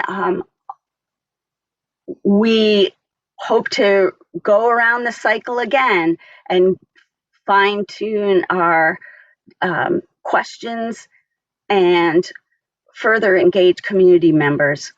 But I wanted to say that the Alaska Youth Stewards Program also participated in seedling experiments and form line projects with local artisans as part of this project. But today, I'm going to focus in on the discussion questions. The youth conducted 48 discussions. Primarily, they were with Native Alaskans, and the people self-identified, about 50% women, 50% men, and about 3/4 of the people had some experience carving and weaving. So we have pretty knowledgeable participants. Now I'll describe some of the significant community wood products. And here it's important to note that these are not necessarily the most important. It's just the number of respondents that describe some of the results that I'll quickly describe here. And not surprising, the most mentioned community wood product is the totem pole, followed by woven hats and dugout canoes. And these products have incredible importance in the community. From most important learning, or most often mentioned, is learning from elders and passing on knowledge, sharing cultural literacy, and describing native values are discussed most often. Also, there are health benefits were stressed over and over, especially being involved in cultural wood items because of recovery, because of regaining cultural and spiritual well-being, and education value, as in maintaining school and necessary investments and passing on traditions. And for livelihood, some people mentioned that it's not financially important, to other people who say it's very important for income. And then tourism values, people talked about the problem with inauthentic replicates out there, but that sharing with visitors was important to them, and increasing opportunities was also important. In comparing the native stewardship versus forest management, there are some notable differences. The native stewardship practices stress selective tree harvest, respect, reciprocity, balance, and gratitude as part of stewardship practices that were mentioned. And forests, people stress the challenges with the permit process and need for forest officials to honor wood products, concerns about roads, concerns about enhancing communication and collaboration. But by and large, most of the discussion questions had to do with access-related concerns. There were 5 specific requests.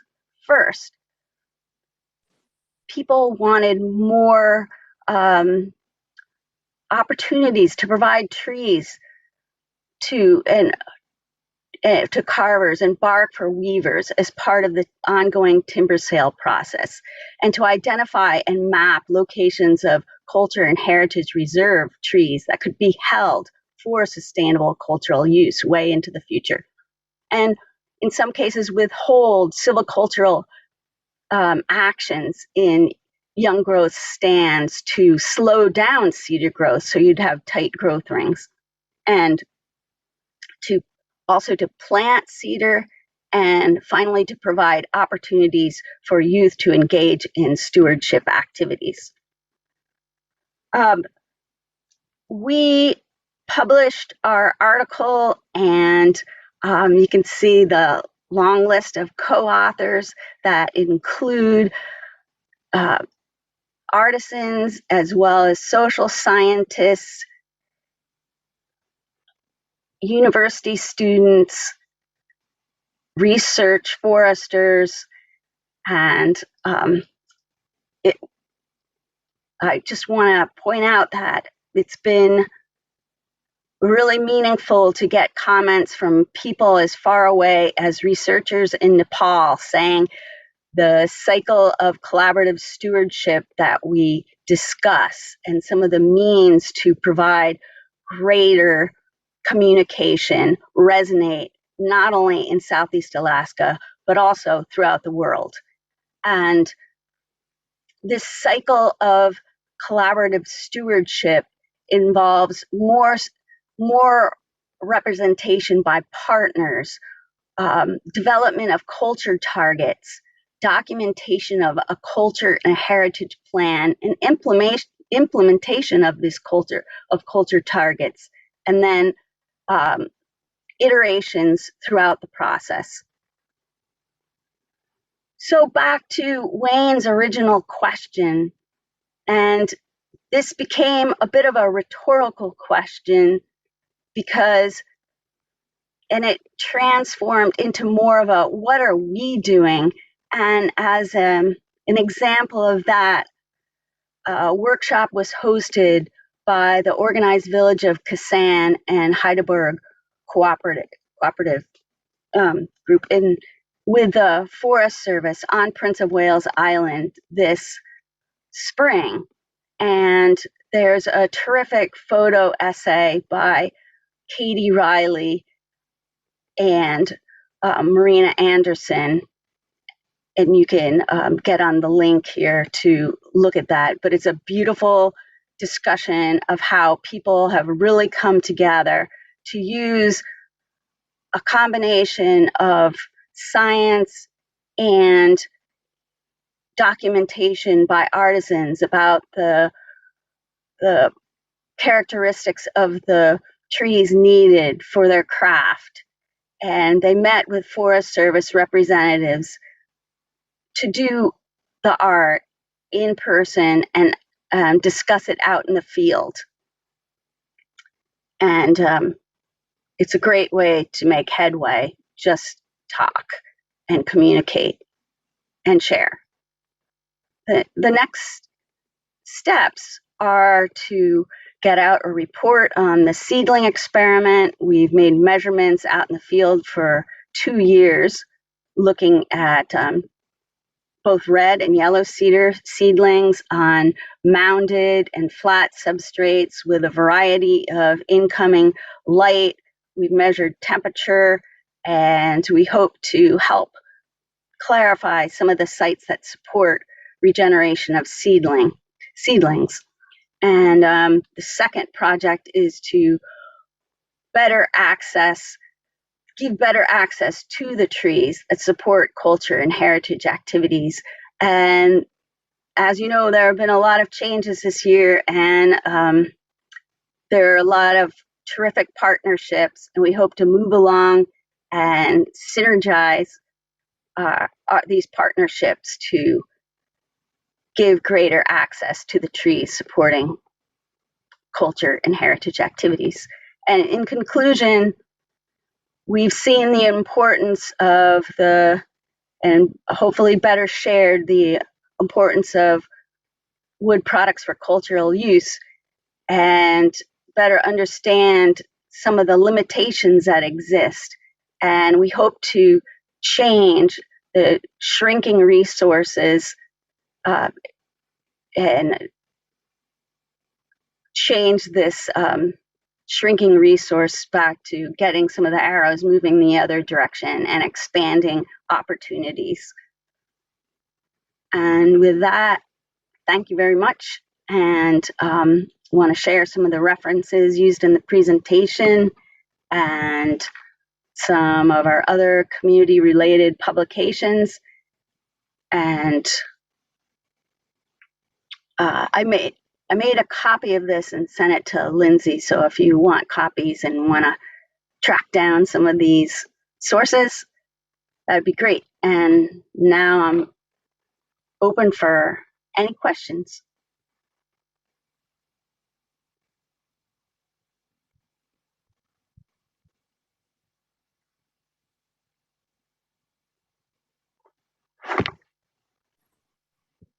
Thanks, Di.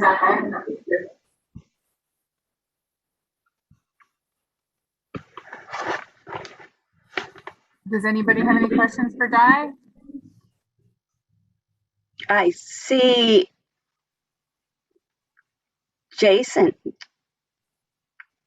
Just applause from me. Thank you. Oh, thank you. And Kenneth, I saw a hand. I didn't make out the details. That was applause as well, Di. There's a question in the chat. Will this affect the logging of old growth on POW? That is an excellent question. And the people to ask are the new district ranger, and I think Marina Anderson could also give you some information on that, because I know that the organized village of Kasan is actually working with the district ranger, and they are actively having discussions about finding trees that can be used just for culture and heritage purposes. And I know that the current administration definitely has a bit of a new agenda.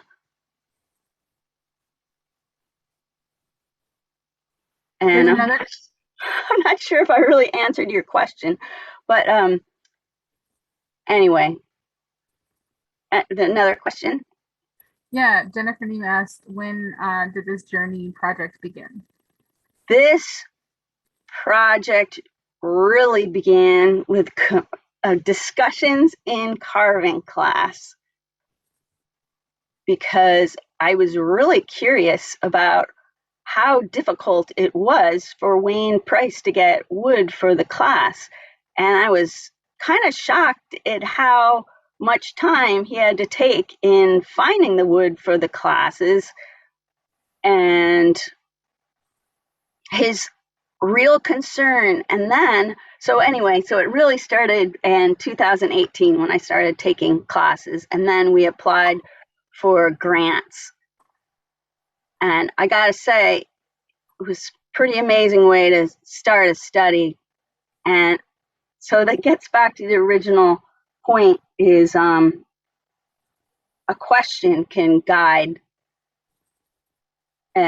research. And I think that's one of the powerful message of this whole conference, is that people come together with so many different environmental questions, but it all comes back to the people, that the people are a part of the environment, and we all have so much to learn from each other. And doing interdisciplinary studies is pretty incredible. Did I answer your question? That's pretty cool. It started in a carving class.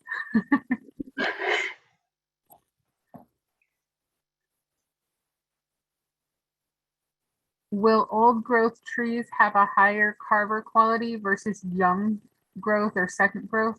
And have carvers been given wood that was logged and reseeded?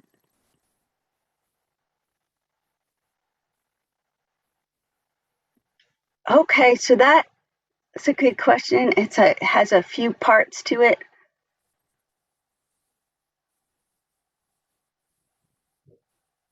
I'm not an expert on carver quality wood. I can just tell you that if you have a really big tree, the rings are really tight. You know how the trees look, especially red cedar, fine, clear quality. I have never carved from young growth, and it would be interesting to make a comparison of young growth versus old growth, but I know for a fact that young growth typically, earlier on, those growth rings are kind of wide. And as for the wood that we've been given in our classes, Dennis, a lot of this wood that we've used has come from Alaska in their education program. And we've been given a lot of beautiful wood. And that actually brings up another point, is that maybe the Forest Service is going to begin to work with Alaska to support their education program now that Alaska isn't logging. And typically on forested lands, it's not reseeded. With yellow cedar, the deer eat the seedlings, and so often seedling establishment is needed. But I don't know if the sites of wood were reseeded. No.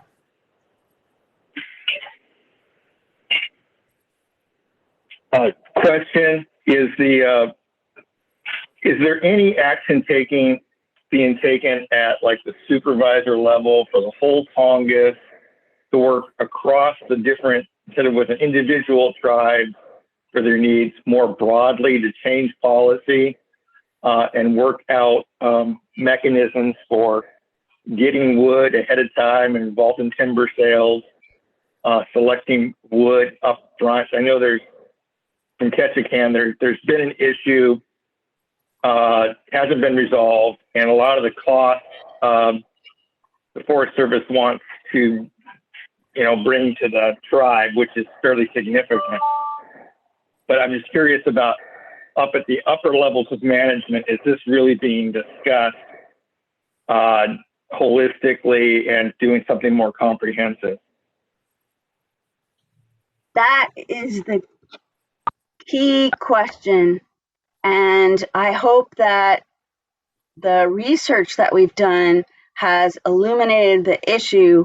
And I know Andrew Toms, as part of, and the Southeast Sustainable Partnership, and that's the mission. I have not gotten,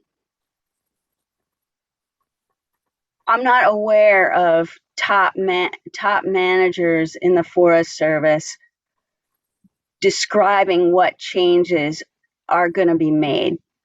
And so I would say that direct organization, Native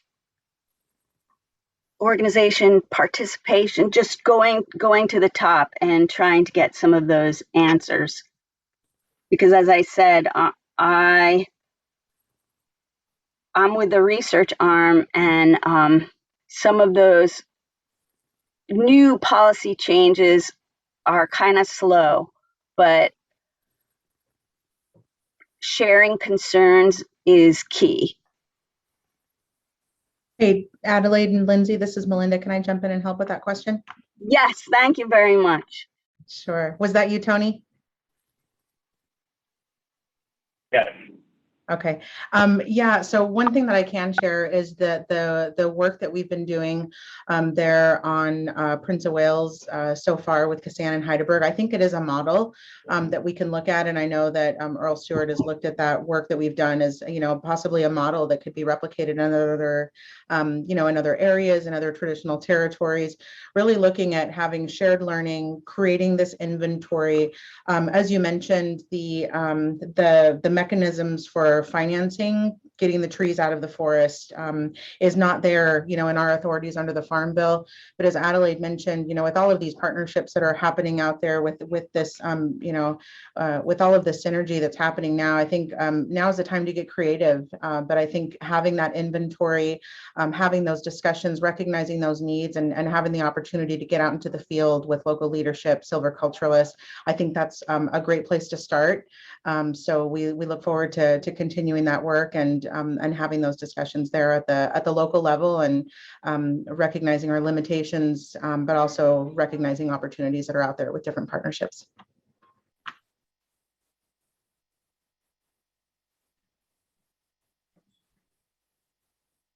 Dennis, did you have your hand up?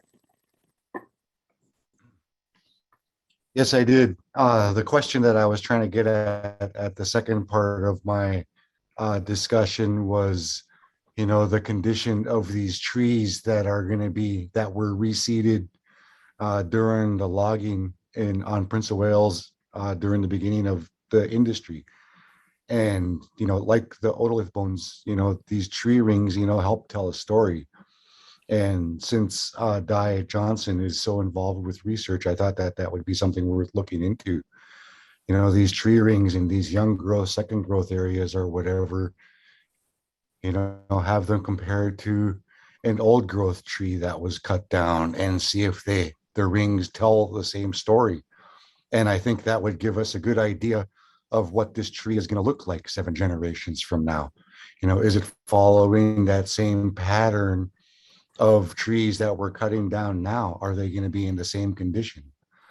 So, you know, like climate, you know, these rings can help us, you know, tell what happened. And some of these trees that are so big and old on Prince of Wales, you know, they started growing before the Industrial Revolution.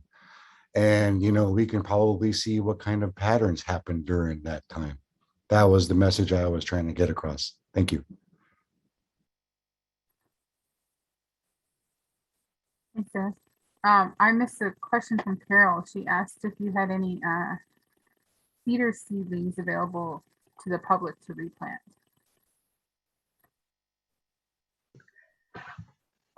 I don't, but and one of the reasons why is because it's hard to come by little yellow and red cedar seedlings in Juneau, but I worked with getting stecklings on Prince of Wales, and also the youth helped collect little seedlings from roadsides on logging roads, and those are an excellent place to collect seedlings.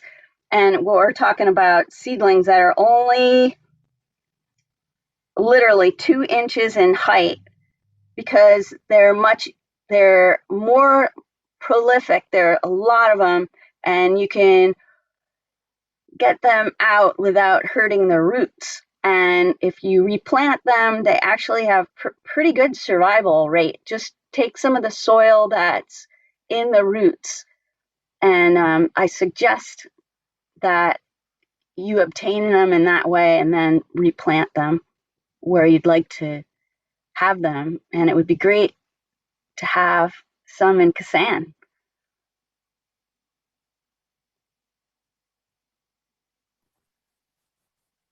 Yeah, I like the parallel between the cedar seedlings and the Alaska Youth Stewards as being the cultural seedlings of the future also. And I'd love to see this project continue in many different ways, with other questions for the youth and more youth interaction with the Forest Service to help build relationships.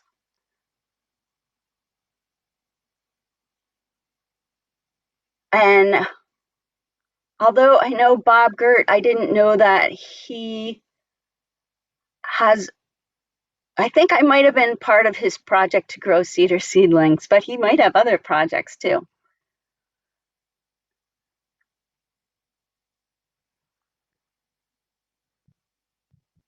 Did I miss anything? I think that's all the questions from the chat. Oh yeah, and there's one point, and somebody, the POW consortium is saying maybe Pat Tierney, and he is actually a person that helped get our yellow cedar stecklings. And if you're not aware of what stecklings are, they're actually clones of yellow cedar. And what he does is he takes a little branch of the cedar and puts it in a growth hormone and grows them. And I got to tell you that they have amazing growth out in the field. And so I think it's like having a balanced portfolio. Plant a lot of seedlings, all different types in a lot of different areas, and let's see what works the best, and get the youth engaged and grow some trees. Anyway, thank you all. Thank you so much, Di. Yes, thank you, Di. Thank you. Always love to be here, even just to hear the voices.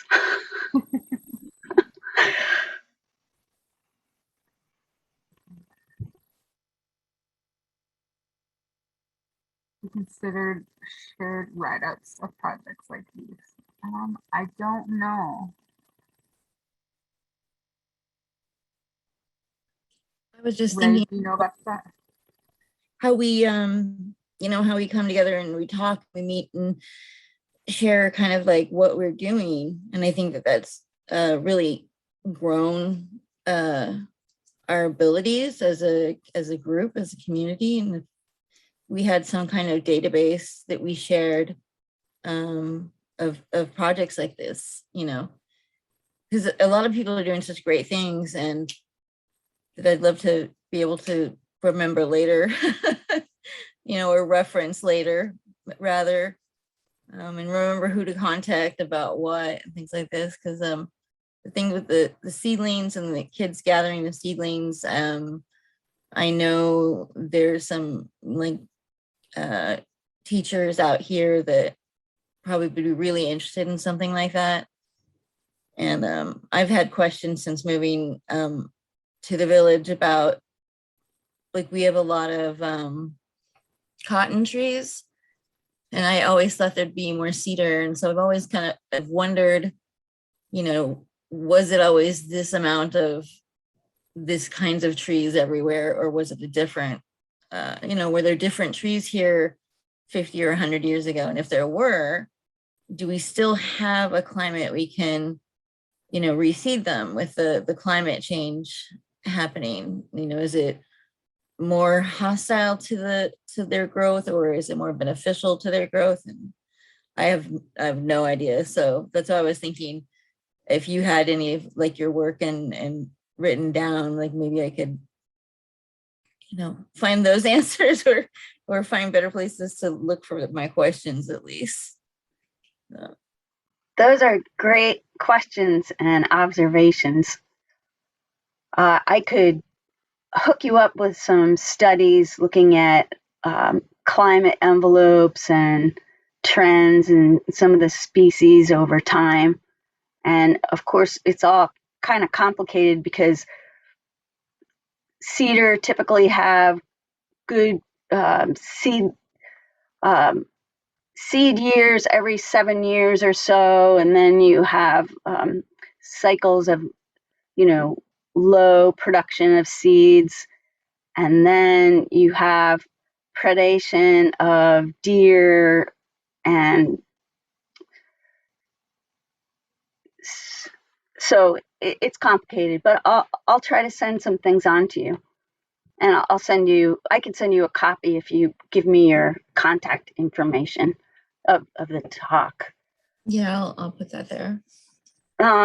There's a comment about cedar stopping at Cross Sound, and you're probably talking about the red cedar. There are isolated pockets of red cedar in the Cake area, but I don't know if it goes much further than north than that. And in Háw'aa, when we had the community meeting, people were really interested in having some assisted migration of red cedar. So we did plant some little tiny red cedar and in our plots, and they're doing just fine.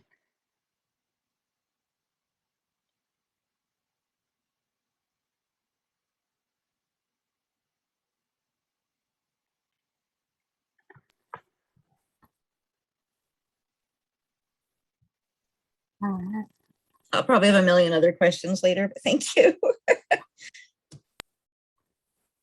I'll jot down my contact information, and feel free to send on the comments and questions. Thanks, Di. Good to hear all that going on. All right, we are at a break.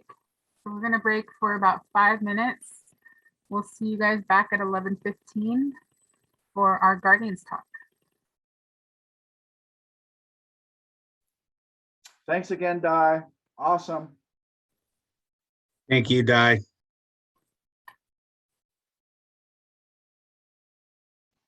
Thank you.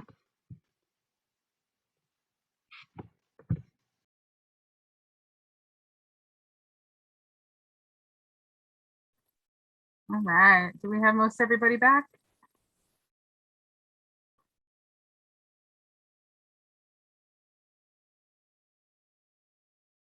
Got a couple thumbs up.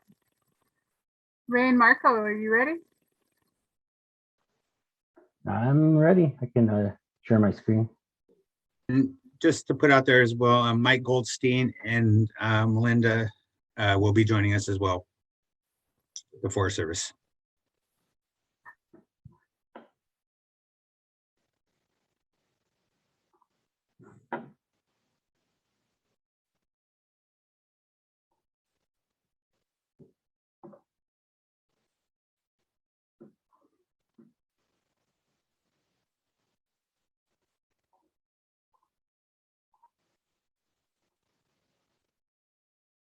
Everybody see the presentation? Yep. Great. Perfect. So I'd like to first say hello. My name is Marco Banda, and today I'm coming to you from Klinkadani on the territorial lands of the Akwánataku Kwan. I'd like to thank you guys for sticking around for this presentation right now. Along with me, like Ray said, Raymond Paddock, and we have Melinda Burke-Hernandez and Michael Goldstein also will be presenting this part. I guess, would you guys like to introduce yourselves briefly?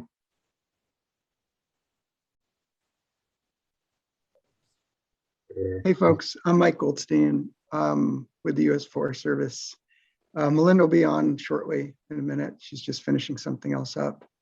And yeah, we just hope to, complement some of this work that Marco and Ray have been, that we'll be detailing today and answer any questions about the sustainability strategy that USDA came out with in July. Thanks, I'm standing by. And I'll throw some links in the chat box just to make sure everybody's on target with that.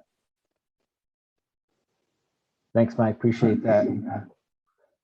Yeah, so this presentation is going to be, just a brief introduction to the Guardians, a network that we're establishing now as we speak. But also, like Mike was saying, there'll be kind of like a link in, or just like a separate type of presentation about the SAS, that Southeast, the sustainability portion of it. So that's going to be at the end, and it's really cool because it all ties in, and it all kind of ties into what we're all doing now and the purpose of our work.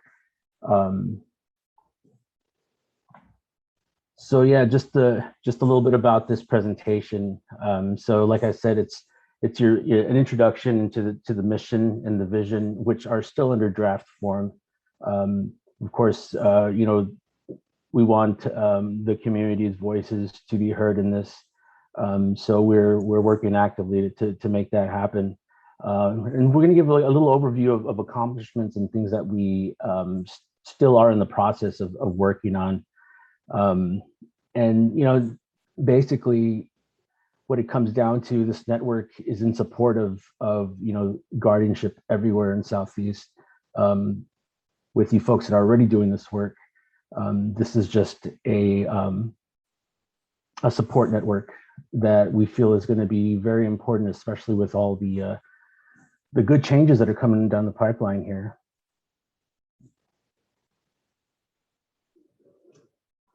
So I'd like to point out that this is a draft version of our mission and vision statement. This actual statement here is the product of a time when the Guardians was conceptual. It was comprised of a few partnerships, a lot of work, a lot of time going into mapping out how this was going to look and how the structure would be, and it's something that we're taking on to this day. So just real quick, going over the draft vision. So the Guardians Network support the Alaska Native communities in expressing inherent sovereignty by applying their ecological knowledge in sustainable ways of living to monitor, protect, restore, and manage homeland waters. And the mission is directly on the bottom here. The network offers technical and social support to grow the capacity of Alaska Native residents of Southeast Alaska to achieve their goals for environmental stewardship and co-management of the homelands and waters.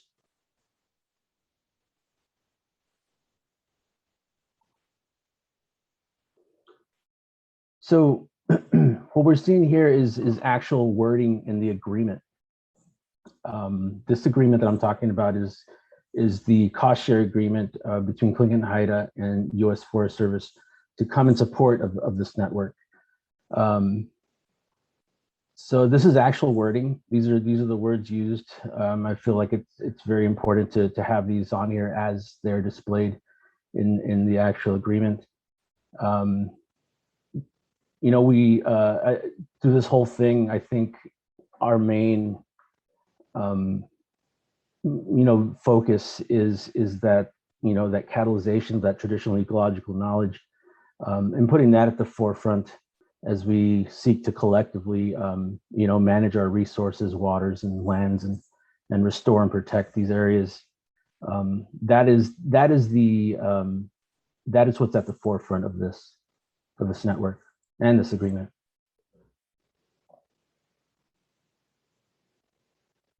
So within this agreement, we have a few different phases. There's 3 phases, of which we are in phase 1.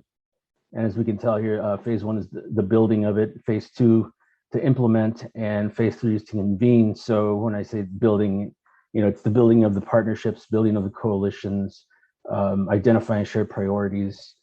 And that's the phase 1 portion. And phase 2 is from, the actual implementation of these priorities, actually gets going, and we have, boots on the ground, and the wheels are turning, and people are working together, and we, build this network.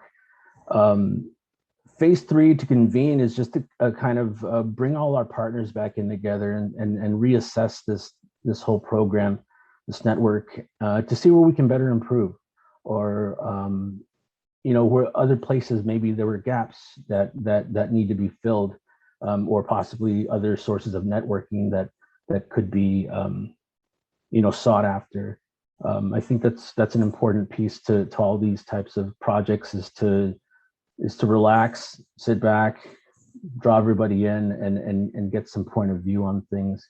Helps with the process and the progress of the program. So within our agreements and within the shared agreements, we have these focus areas, and I think all these areas, within the work that everybody's doing right now, everybody can kind of see how they're already, doing these things in their own communities. Whether it be at the tribal governments, environmental department level, or whether it be at the personal level, on their own land as guardians already on the ground. So I just wanted to share that these are going to be the 4 priority areas. They're not in any special order. They're just randomly put up there. But we look forward to networking with folks, with these 4 priorities in mind, to see where we can come in support of people when it comes to the adaptation planning, the stewardship, the heritage, and the subsistence.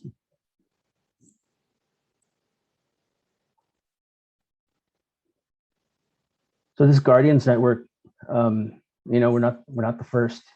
We're the one of the first in the Southeast that has this formal. We're trying to build this network, and get this Guardians concept out there. But we have great neighbors. We have already Sentinels here, which Dennis sees. We've been in contact, and it's great to hear that the progress on POW and the things they're doing there. It really gives me a lot of hope, and it gives me a lot of drive to, to further network within our own Southeast community.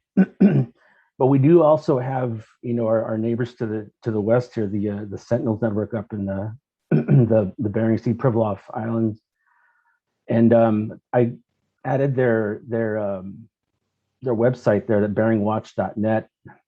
They go into a lot of detail as far as their program and how they've come about, what they're doing now, and how they've expanded. Predominantly, this Guardians Network in Southeast has been, pretty structured around the Indigenous Guardians programs in Canada, and I did include the website there also. But they're a shining example of what this type of program, when supported correctly, and when supported by larger entities such as their own federal government, can do. Because as we all probably know, there's a lot of funding going into these types of programs over there, and they're very supportive. And when this core group got together to form this concept here, this was the basis on what they based it on. A small group went over to BC and spent some time with the Guardians there in the Great Bear area, and learned a lot from them, and still in contact with them, learning a lot. They have a very, very awesome Indigenous Guardians toolkit online, and that link right there, that address will get you directly to there. I know I've referenced that quite a bit in my research.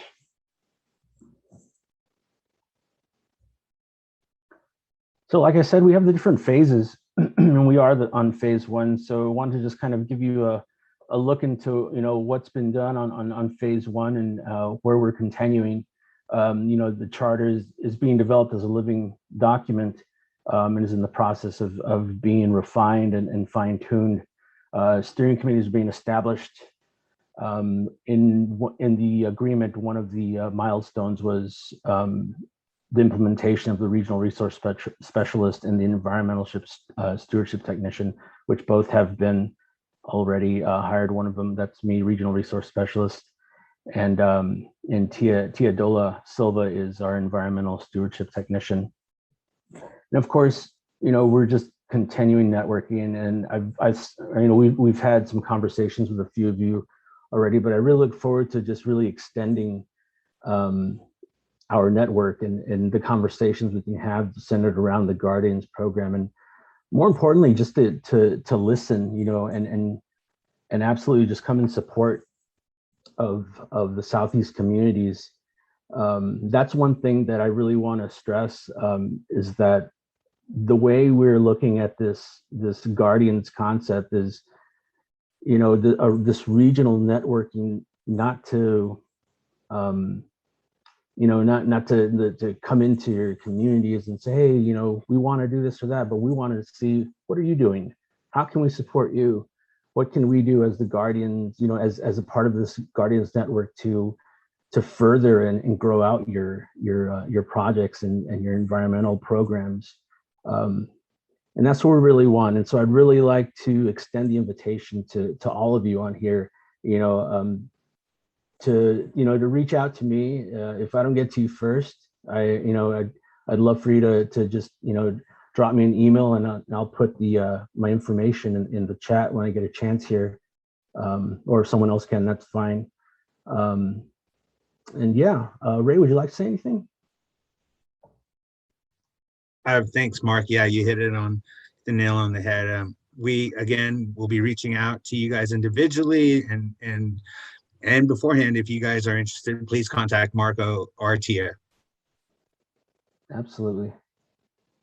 Thanks, Ray. And, like I said earlier, this sustainability, the SAS, as they call it, that Mike's gonna go through in a minute, it all pertains, to this network, and it kind of comes hand in hand with what we're doing and what other people in this community are doing. So we thought it'd be a good idea, to get further explanation and that tie-in. So Mike, turn it over to you. Hey, thanks. That's great. We could drop the slideshow probably. And absolutely. I don't have more slides for you guys, but I do want Melinda, yeah, there she is, to say hi and introduce herself in case some of you don't know her. Hey everybody, my name is Melinda Hernandez-Burke. I'm currently the Tribal Relations Specialist for the Alaska region of the Forest Service. I live and work here in Tlingarani in Juneau, in Akwaan Territory, Gunalchéesh. Thanks, Melinda. Thanks, Marco, Ray, Desiree, for helping manage this program. Tia. Guardians kind of came out of what, 10, 12 years of discussions, probably, and a lot of SSP work and a lot of work from other groups. It's great to see, Ron and Di and the work you guys are doing and some of the other presenters from earlier. But it's really, just an opportunity to try and get catalysts in place to work on, several of these topic areas that Marco went over. And I know it's been hit or miss with federal relationships, I guess you'd say. And sometimes things have been awry and sometimes things have been great. I do work for USDA Forest Service. I have for nigh on 20 years. I spent time at the University of Alaska founding and starting up the Alaska Coastal Rainforest Center, and did that for about 3 years. But I've served as the regional wildlife ecologist and currently as the regional planner for the Forest Service. Melinda and I are on the Southeast Alaska Sustainability Strategy team. The team is a one USDA approach that brings Forest Service, NRCS, and rural development together to work with constituents throughout the region on bringing some better understanding of how long-term sustainability can be achieved. The strategy is fourfold, but most people are really focusing on one. And when I say it's fourfold, it really looks at the social, economic, and ecologic inputs and processes.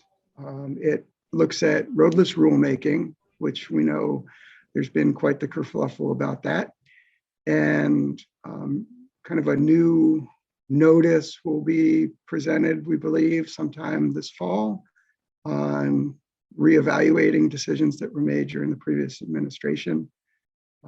And again, hearing the voices from the people and communities and tribes as to what's best for this part of the world.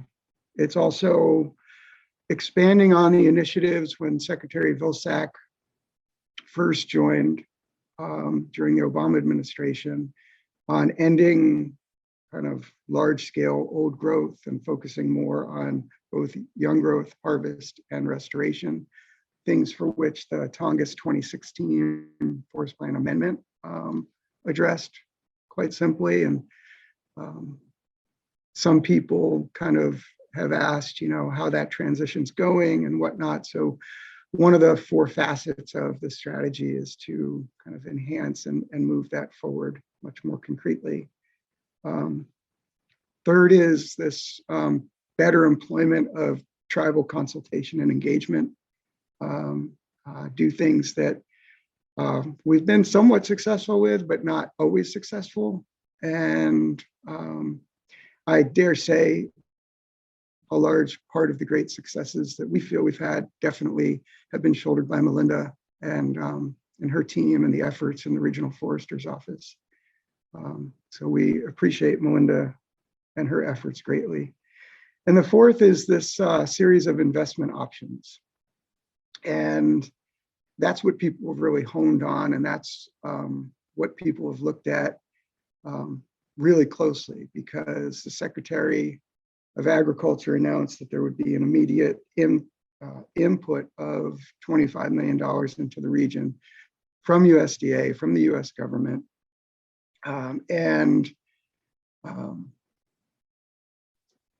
just want to reemphasize this. This is a one USDA approach. So this Secretary's office, the USDA, actually makes the decisions as to where and how those funds can be applied. What this really does is it calls out the Guardians program directly as being critical and crucial to kind of established rapport. It also really enhanced kind of movement forward on the Seacoast Trust, for which Sealaska and the Nature Conservancy's initial funding efforts are just incredibly commendable. So that's a total of 17 million to date, 10 from Sealaska and 7 from the parent organization of the Nature Conservancy. And it's really advantageous that there's been so many partners working, as Ian discussed the other day, in Kikwan and Háw'aa forest partnerships. And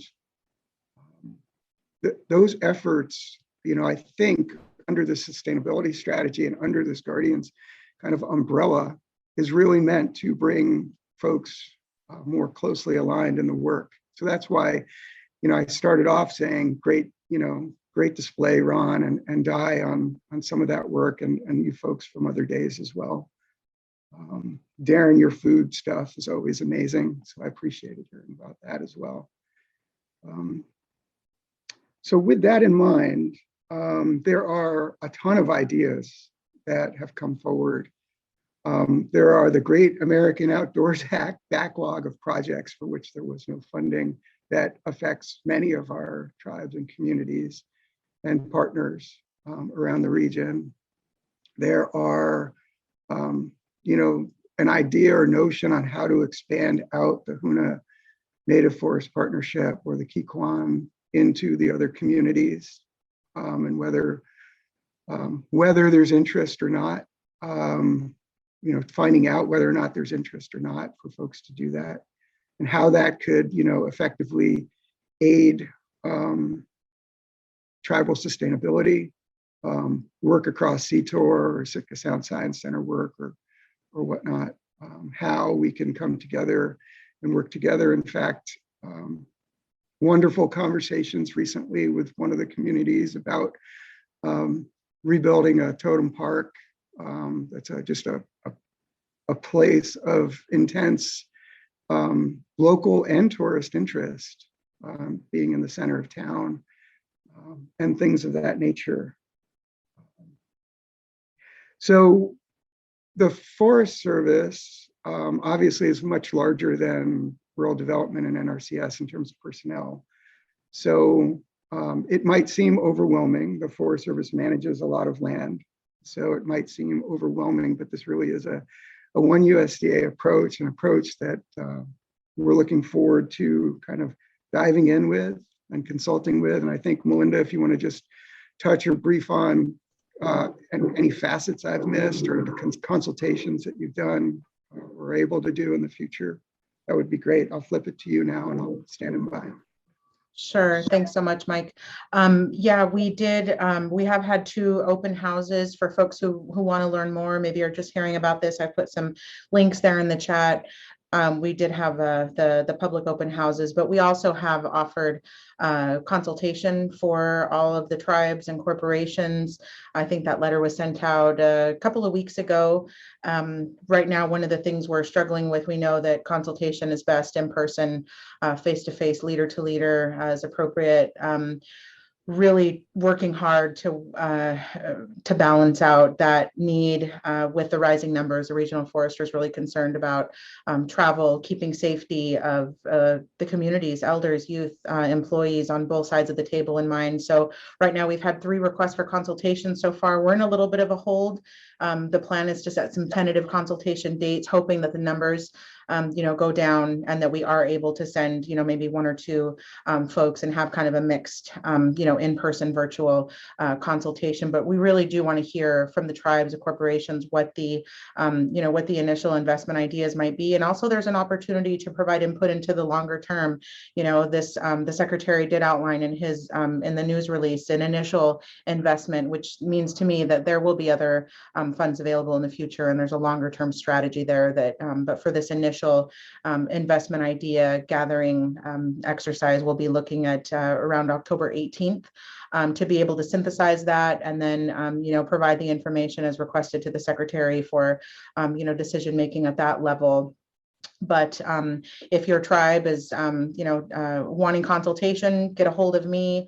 There's also opportunities for, individual smaller staff to staff meetings. If you'd like to do a meeting prior to a consultation, just to kind of get some more ideas, folks like Mike, myself, Bobby Joe, and others on the team are available to help facilitate any meetings, any needs for information requests that might be out there. And then also just wanted to touch on one other thing, in some of the meetings with our partners, as Mike mentioned, it is really a one USDA approach. Speaking to folks like Samia at NRCS and Keith Perkins with research and development there in Sitka, there really is more than just kind of, I guess, the forest management piece. Keith was mentioning he got a call from a tribe that doesn't necessarily have a lot of Forest Service land around them, but he emphasized, the wide range of opportunities.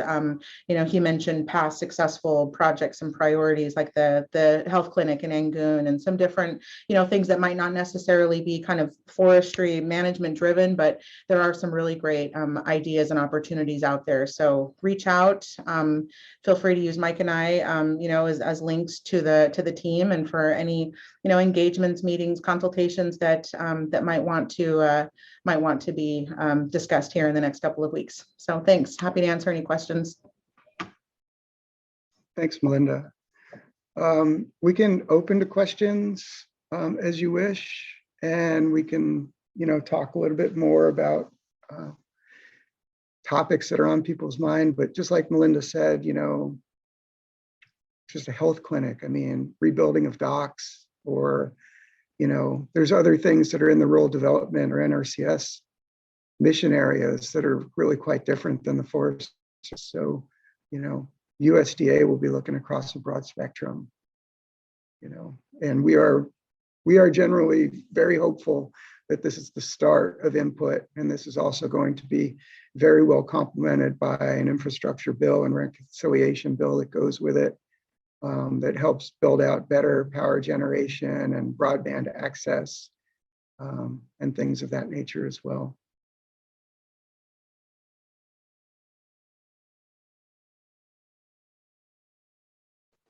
Thanks, Mike. I appreciate that. Thanks, Melinda, also. So yeah, thanks everybody for listening. And yeah, we'd like to open it up to questions. If anybody has questions, raise your hand or just feel free to pop on in.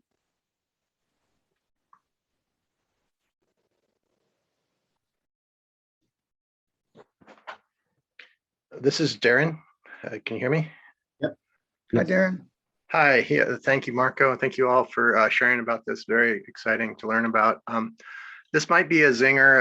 I don't want to put anybody on the spot. And let me know if it's off topic. But my understanding is that with Southeast Alaska being identified by the feds as a food desert, that there is some kind of special designation that we can work to identify lands within the Tongass that could be used for food production. And I've kind of barked up that tree a couple of times, but haven't gotten anything positive back. And I don't know if the Guardian Network wants to just kind of put that somewhere, or if anybody has any info on it, but it's something I've always thought about when we're talking about the whole full meal deal of this place, is like, where can we produce food? There's a lot of land out there owned by many different folks, but specifically the USDA land is what I was hearing about, since we have this designation. And you know, always looking for an answer on that one. So just wanted to throw it out there. Thanks, Darren.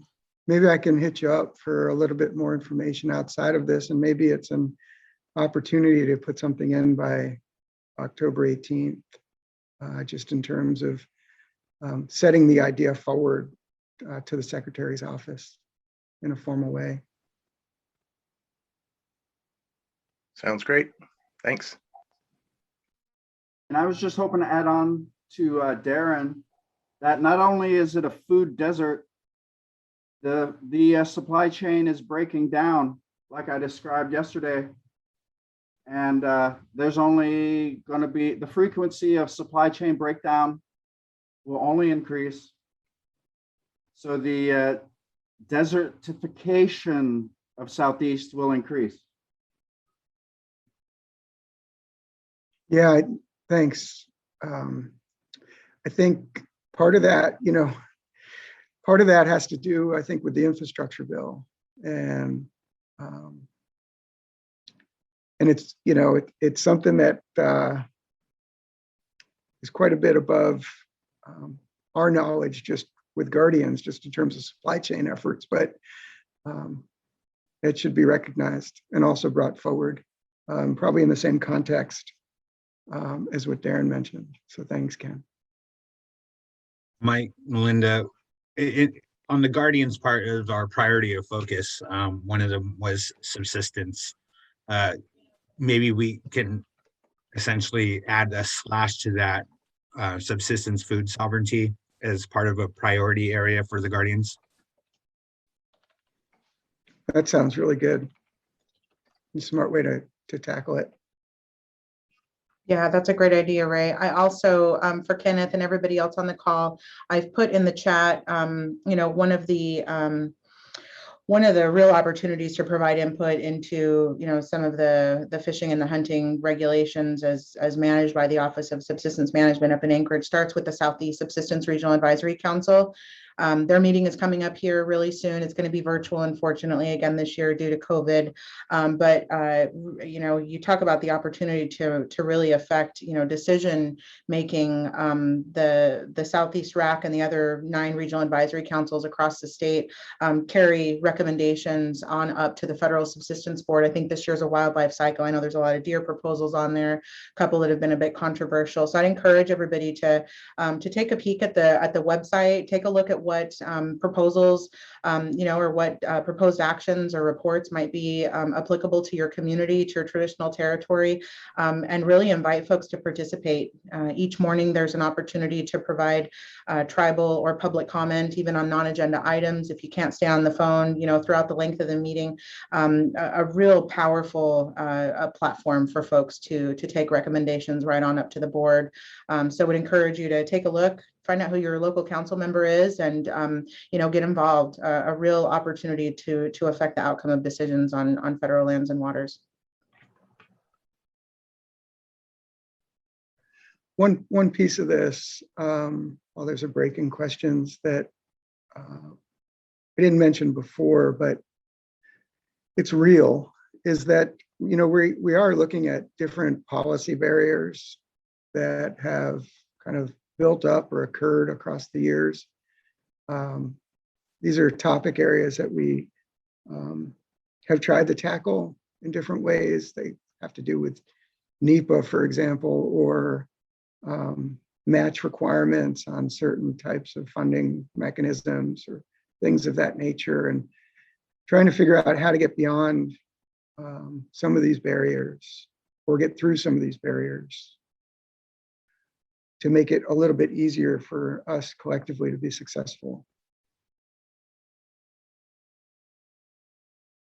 Thanks, Mike. Kenneth? And I just wanted to share one more insight. The urban native prohibition on culture argument is breaking down with the supply chain. That's all. Right. Lisa? Thanks so much. I'm so interested in this whole area. I had a couple questions. One, maybe I missed this, Mike, but did you, so everyone's going to send their ideas, and Melinda, everyone's going to send their ideas to you guys. And then how do they get prioritized? Who does that? Yeah, that's a good question. And hi, Lisa, it's been a while. There's an input mechanism, and everything's going to come in and it's all going to be quite garbled. And so, you know, it's our hope to put things in buckets, if you will. Things could be about, you know, climate related, power generation related, community infrastructure related, or whatnot. And we're going to move those ideas forward to the Secretary's office. We do not have an established process in place right now to prioritize someone or someone's interests over someone else's at this time. There are clearly some things that will shake out probably as low-hanging fruit, things that could be easy to implement, things that are have lots of partner engagement, things of that nature. But we don't have any established criteria at this point to identify what rises to the top of the list. That's a good question.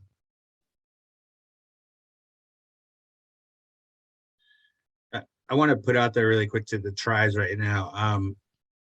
I think this is a great opportunity to take advantage of in asking about the Guardians program and you know, and essentially, you know, what it means to you guys or what you think it could mean before we start doing our individual reach outs to each tribe.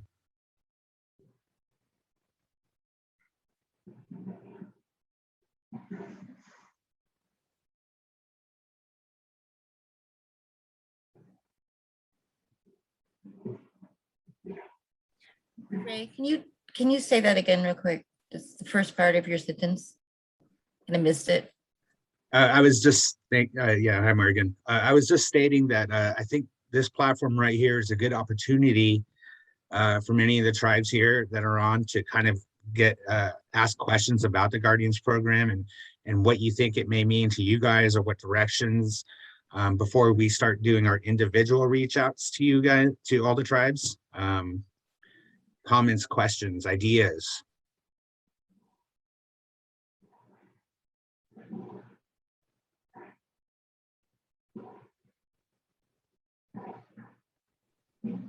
Hey, it's Morgan again. I'm really bad at finding the little hand thing. It's hard to even come up with questions because it's like such a big thing and it's also extremely important. So like kind of like pondering it. I don't know where to start per se. Maybe that's the question. Where should we start in figuring out you know, like who we want to talk to in our tribe, and who, like how we want to open that conversation and identify what we need to do for starting point. Good question.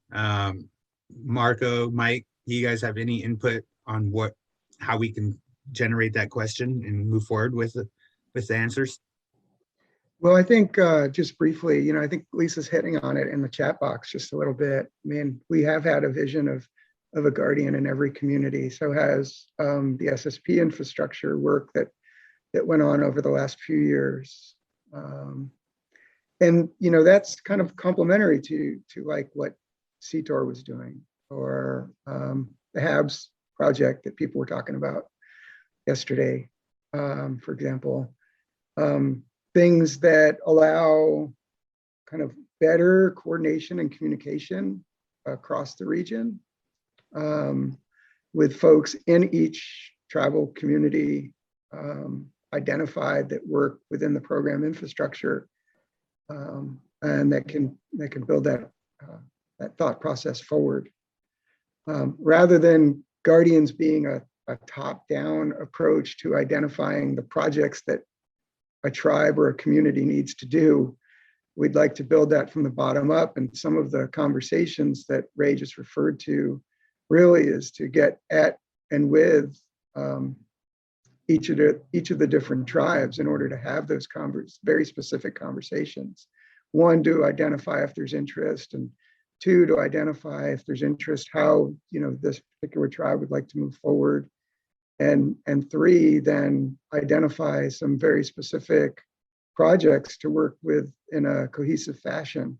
And by doing this, we might find out that 3 or 4 or 8 tribes have the same interest or some very similar interests. And, you know, building that infrastructure forward so that things could be, you know, identified, monitored, collected, you know, in a way that's really helpful for more than just one individual tribe or unit. And to add to that, Mike, you know, you hit on CTOR being one really good example, and another one too is the climate change adaptation plan that we created. You know, that took a resolution from each of the tribes to essentially bring this thing together as a regional effort for us to prioritize what we sought, and that's just another example. And you know, as Melinda hit too, and Mike, you know, this partnership right here is a great way to ensure that we're affecting policy change as a collaborative partner with the Forest Service, the USDA. And I hear you though, it's a lot to take in, Morgan, and trying to find the right questions to it. I think that's one of the beautiful parts of this this effort, is that we've written the work in to be essentially a developmental piece for everyone to kind of give their ideas and inputs, and you know, in order for this to succeed, I think we need all the tribes on board to essentially help build this out. And we will be, again, reaching out to the tribes individually to kind of gather those, but this is a good stepping stone right now to kind of generate your thoughts behind it. You know, Ray, when you or Marco, when you mentioned Canadian efforts, First Nation efforts, or different efforts like that, you know, there was a lot of work done by a lot of people over a lot of years. And what people saw was the recent announcement that the Canadian, government identified, $340 to $390 million to place in a Guardian's context, not just for BC, but for around the country. And I've sat on a whole number of different Canadian-led dialogues, panels, where they talked about, things in the Great Lakes and things in First Nations and things on, borders between the US and or Alaska and Western Canada. And I think there's hope right now that programs like this will pop up in different parts of the US. And I think we just happen to be maybe a few months or a year ahead or a couple of years ahead of much of what kind of came out of executive orders from the president's administration. But it's integral that we get down in the dirt and do the hard work if we want this to be ultimately successful. And that could take still a lot of people, a lot of time, and a lot of effort. And even as, I dare say Marco, Ray, Melinda, and I and others have seen, even a little bit of, sweat and tears, just trying to figure out how can we do the right thing by the largest number of people to bring this idea forward. And we're hoping that it takes, but it's not going to take if all of you guys don't want to be a part of it. It's going to have to be something that you want to do. And ultimately, this is not going to be a federal government-led, proposition. This is going to be something that all of us are working together collectively on. Well said. Yeah, and just to kind of give a time frame too, for those that don't know, the Canadian Guardians program is essentially 20 plus years of work behind that. And as Mike said, a lot of that has taken time to really build. And finally, it's been recognized where the Canadian federal government has thrown a lot of money in ensuring that program continues to move forward. This is our opportunity essentially to develop our piece in Alaska. And I say state Alaska just because of the unique differences we have policy-wise versus, say, the lower 48 states. But by no means does it mean one's more important than the other. It's just our chance to really hit our piece there and develop our ways, if you will. Morgan? Not really sure to phrase this, but as far as the work that has been done in Canada, do we have any contacts there that we can talk to about what they're doing and what they've done and kind of, Yeah, that? Yeah, actually, many of the team, we've gone to Vancouver to meet some of the programs that have been developed out there from their financial aspect side of things and to their stewardship. The Great Bear Initiative is where they do their stewardship aspect, if you will, their environmental work and their collaborative efforts on the BC province as well as the federal side. So yes, there is. And we have contact information out there if you guys are interested in looking into it. I think Marco has some website stuff he can share as well. But yeah, is there anything else to add to that, Marco, Mike, Melinda? I'd just add one thing, just to follow up on what Ray just said, when we brought the Alaska Coastal Rainforest Center together, we started working with First Nations and the Háw'aa network. And there's a whole lot of information online about what Háw'aa has done, Hákai. And it's really something that you probably want to take a look at because it's island community based, it's archipelago based as well. Yeah, the only other thing I wanted to throw in there, excuse me, is just recognizing that, guardians may very well look really different community to community, tribe by tribe.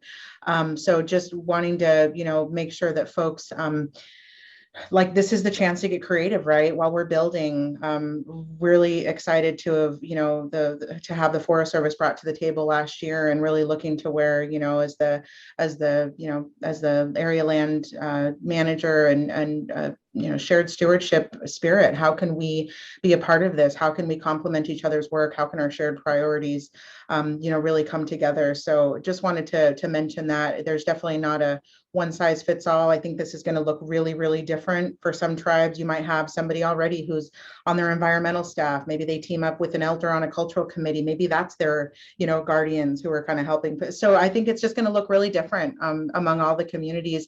Some areas I know, like up north and, the Haintz area, there's not a lot of Forest Service land there, but you know what, there's still some great work we can do together on the heritage side.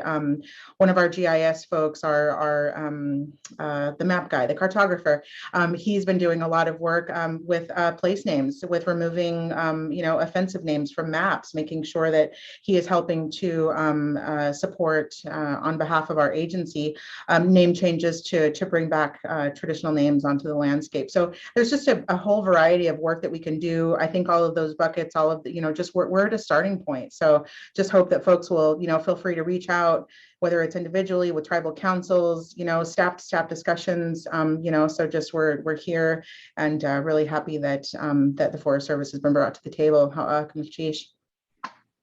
Well said, Melinda. I know we're getting good discussion here. But we have another presentation we need to get to. We'll have time for one more question. And Dennis, I know your hand went up. Thank you.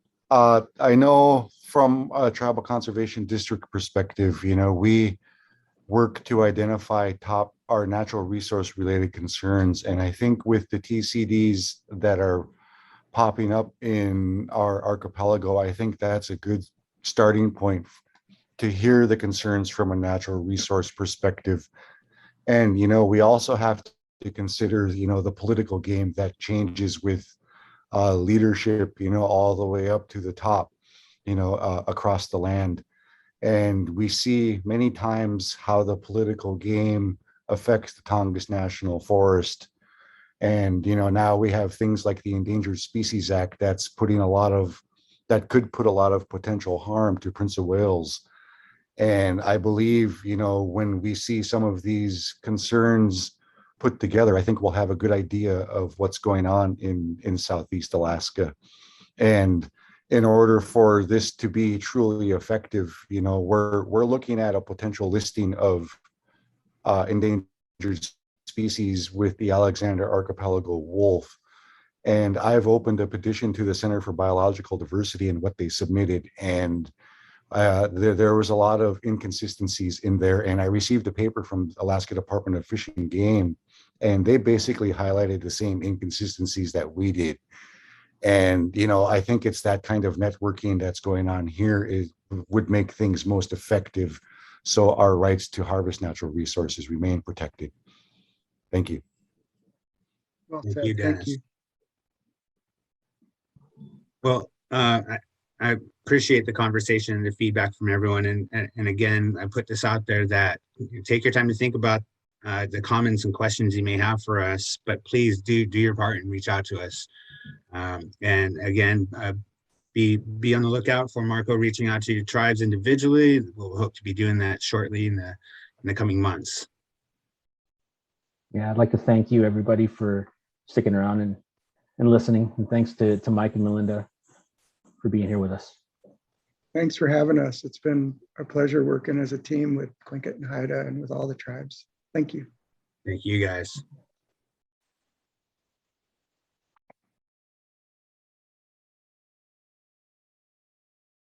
Lindsay? Thank you, everybody. That was a great presentation.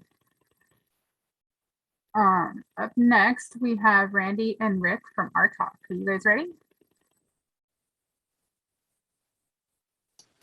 Yes, good afternoon, everybody. I know it's noon in Alaska. We have Rick joining us. He's from Pacific time zone. So thank you for having us here. We are really excited to share a little bit more about what the RTOC is, and that is the Regional Tribal Operations Committee. Before I start, though, I'd like to do a quick introduction of Rick and I. I'll start with myself. My name's Randy Madison. I have been with the RTOC now for Region 10 through this is my third presidential administration. So we've seen lots of changes, lots of different policies being enacted and then rescinded. And we're here to assist tribes through all of those changes. My family comes from Point Hope, Alaska, which is way up north. My native name is Gunalchéesh, which means young polar bear. And my mother is Carol Madison. My father is Randy Madison. And my native family in Point Hope is the Tuyuk family. Rick, I'd like for you to give a little introduction, if you would, please. Sure. My name is Rick Eichstead. I serve as the policy advisor for the Region 10 RTOC. I've sat in this position for more than 10 years. Randy and I were chatting about it the other day, and so it's been more than a decade now. I'm an attorney by training, and in addition to my work with the RTOC, I do represent a number of tribes in the lower 48, including the Coeur d'Alene tribe in Idaho, the Burns Paiute, and the Confederated Tribes of the Coos, Lower Umpqua, and Siuslaw Indians in Oregon.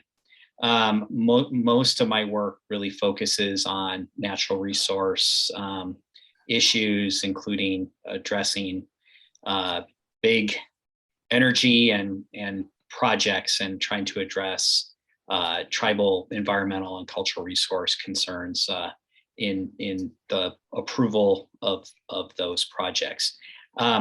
And I should mention Carlin Yallop is on as well. She is just participating. She's our brand new legal intern for the RTOC, and she is Carlin, correct me if I'm wrong, you are a third-year law student at Lewis and Clark in Portland. And is that third year, right? Yeah. Okay. All right. And is a member of the Warm Springs tribe in Oregon. So, yeah. Rick, Randy, I just wanted to take a second to acknowledge Miranda Hom as one of the RTOC reps, and I as well am one of the Alaska reps too. Hi, everyone. Awesome. Well, thank you for those introductions. I would like to just start by also asking the folks with a raise of your hand. You can hit the reactions tab at the bottom of your screen if you're on Zoom, to tell us how many of you have a firm understanding of what the RTOC is and does. You just raise your hands. Let's see. All right. And I'm seeing a little bit of it. It looks like the majority don't. So this is going to be very interesting for you. For those of you who do know what we do, hopefully this is a quick little reminder that we're here. So basically what we are is a liaison, and I like to often refer to our organization or for our committee as an hourglass, and we are the middle of that hourglass, where Region 10 tribes, of which there's 271, are at one end of that hourglass, and at the other end is the EPA, Region 10, as well as EPA federal government. So we are sort of a facilitator of the flow of information that We assist EPA in getting information to tribes on policy issues that would affect them. And then we are also a mediary for tribes to let your reps know what is of importance to you as a tribal environmental worker. So you can let the EPA know what they need to focus on. And a lot of the things that we've focused on over the past years have been really enforcing the concept that, you know, what constitutes as meaningful consultation.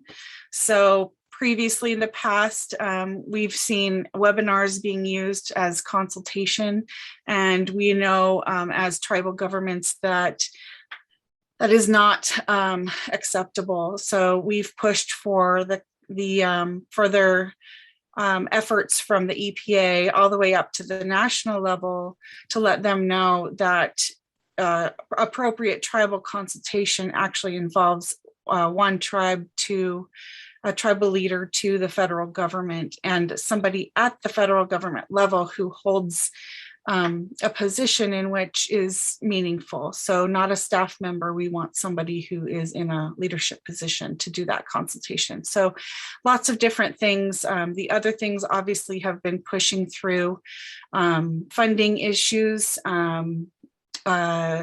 issues with having solid waste funded. Gosh, what else, Rick, can you add to our list? What are some of the things we've really focused on? We definitely, particularly during the last administration and when a lot of our bedrock environmental laws were kind of being chiseled a bit, we really advocated for that tribal concerns and tribal resources not fall by the wayside. So we submitted substantial comments on the Waters the US, changes to those rules. The RTOC has chimed in on the Pebble Mine issue. So, we are really guided from our membership as far as what we should focus on, and that can be a specific issue of regional concern, or that can really be a regional funding or national funding issue, or that will, as we'll point out later, or a national rulemaking effort. Excellent. And just to note that our committee does not hold consultations. As I mentioned, we are not the correct body for that, but we do assist in making sure that that consultation announcements are received by tribes in our region, as well as that they're done in a meaningful fashion. And I actually just wanted to make sure that hands go down unless you have a question. I forgot to tell you that they should go down, but if they do happen to go up, I will stop for questions at any time. Tony, saw your hand go, unless Michelle has one. Okay. All right, sorry, just wanted to clarify that. So we do have 271 tribes and villages. We cover 4 states. We're the largest in the nation as far as the regional EPA regions are concerned. We are, I think, next in line would be potentially Region 9 with 130-ish tribes. So by far the largest and most challenging because of issues where much of us in Alaska and especially in the more remote areas of Alaska don't have very good connectivity. So we have extra challenges in our region. So we talked about our region a lot, and then a part of our regional committee is comprised of our National Tribal Operations Committee members. Those members are really tasked with bringing the things that we discuss at a regional level up to the national level for national attention. And so they meet a few times a year now, I believe, with the EPA administrator and deputy administrator. So right now that is Michael Regan who was just appointed by Biden. And they also meet with the AIEO, which is the American Indian Environmental Office of the US government. And just to put out there, the AIEO is the one that administers IGAP grants to tribes. Correct. Yes. Thanks. So as Ray mentioned, Miranda Hom is your local representative. And can you guys see this okay? It looks really big on my screen. Okay. All right. And the other component of Alaska Position 1 includes some folks out in the Yukon area, and that's represented by Billie Jean Stewart, who is Miranda's alternate. I just wanted to explain quickly that any of your RTOC reps or NTOC reps can be consulted by anyone. The only reason that we have kind of separated out a group per representative is to make sure that nobody falls through the cracks. So while Miranda and Ray are listed at to represent different villages and communities in Alaska, anybody can contact them at any time from anywhere. So I just wanted to clarify that. So in Alaska for Position 2 is Raymond Paddock, and he serves, as he mentioned, as our tribal chair. And Alaska Position 3 is Patricia Salmon and Crystal Bergman, and they represent the interior. So we have 3 RTOC primary reps and 3 RTOC alternates. We also have NTOC members, as I mentioned, and I'll talk about that in a little bit. Or did I skip that slide? Nope, that was regional. Okay, sorry. So pre-COVID, we met once per quarter, and then we would meet in person during those quarterly meetings, and then monthly in between those via conference calls. But as you all know, we've had to adapt and change, and we have been having monthly virtual meetings since pretty much March of 2020. And I just wanted to also highlight that the RTOC meetings are open to tribal members and environmental employees. And so if you had any interest in wanting to attend one of our meetings to see how it is managed and how it goes, just send us an email and we'll make sure to let you have access to that meeting. So how can we help? Rick, do you want to go over this slide? Sure, I can help, or I can share how we can help. So one of the things that we do quite a bit of is put together comments on EPA proposals. We do them on behalf of the RTOC, the tribal caucus of the RTOC. We also can assist tribes in the preparation of comments. We do this by making our draft comments available. We often will create templates or talking points for comments, and I'll give an example later on.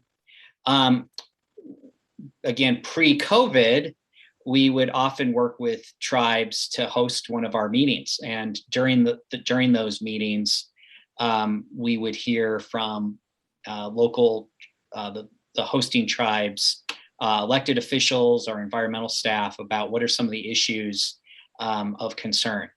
And you know, it's important to note, and our meetings are made up of our tribal reps and EPA Region 10 leadership and senior staff. So at an RTOC meeting, when we talk about issues, it's really this dialogue back and forth. So, you know, hosting a meeting and hearing about local issues of concerns, really a good way for not only RTOC representatives, you know, the tribal caucus members, but for EPA representatives to hear about those issues as well. Another way we can help is just talk to your local RTOC rep, you know, let them know, you know, what issue is if there's an issue or concern that's facing your tribe, they can bring it back to the meeting. We as a tribal caucus can discuss, how we might be able to assist, or at a very minimum, we could discuss it with EPA or even help that local tribe coordinate, meetings or consultation as necessary with EPA to address those issues. So that's a lot of how we can assist tribes directly. Thank you. So I'm going to talk a little bit about our current projects. We have something new that we'll be launching, and we hope to do these meetings beginning this next month in October. So a few things came up with what I am sorry, I'm having a hard time finding words. What required us to do this type of an outreach is that we were noticing that there was a high number of IGAP staff who would attend our tribal leader summits, and a very low number of actually elected tribal leaders. And so one of the ways we thought that we could potentially influence more of our tribal leaders to come to our tribal leaders conference, which is designed for them, is to implement more contact. We honestly have not ever done anything like this before. We have relied solely on our members to do their own outreach and be in contact regularly with their tribes to get this inflow and flow of information out. So what we did is decided to take a little bit more of a firm grasp on that. And so what we'd like to do is launch these town hall type meetings. And just like a political town hall meeting, this is a way for our representatives on the RTAC and NTAC to meet with all of their constituents in a smaller group, either to hear from them on topics of interest or to discuss any upcoming legislation or regulation. And so what we'd like to do is do this twice a year and try to get more of that flow of information going. What we'd like to do is invite the attendees of this, our primary invitees. Oh my goodness, I think I need more coffee this morning. Is tribal members, and then we'd like to also encourage a tribal environmental staff member to attend with that tribal leader. And that way it just helps to influence their understanding of things. If they don't have they have to wear so many hats as tribal leaders, that if they had their staff there, they could potentially, piggyback on anything that was said at the meetings. So we're going to try to launch these, and pretty soon we will be reaching out to our tribal members with a list that's curated by the EPA as far as their tribal contacts. And so whoever's listed as your IGAP tribal contact should receive an invitation to attend one of these meetings. We would like to be able to talk frankly, and so EPA staff will not be invited to attend these meetings. It will only be tribal people and our tribal reps. And that would allow us a little bit more freedom, I think, to just hash certain things out that we can discuss and then bring forward in a manner that we all agree on. The priorities that we list or that come up during these meetings, we'd like to put on our website, and that we hope to have full transparency to EPA Region 10, to all of the other regions that come to our website,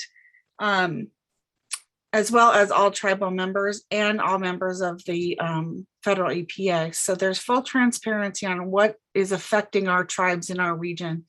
And we'd also like to post a status on that. So we would like to report whether it has been resolved or unresolved. And some of these things, take eons to fix. Some of them may have a very short time frame, but we want to reflect things that are ongoing and ongoing and ongoing, or recurring, and not having much resolution. That helps us and them figure out how we need to maybe allocate more time or resources to a certain topic. So there are some overall arching goals with these town halls. So if you are, can I do another quick poll? How many of you here are elected tribal reps or council members? Quick raise of the hand.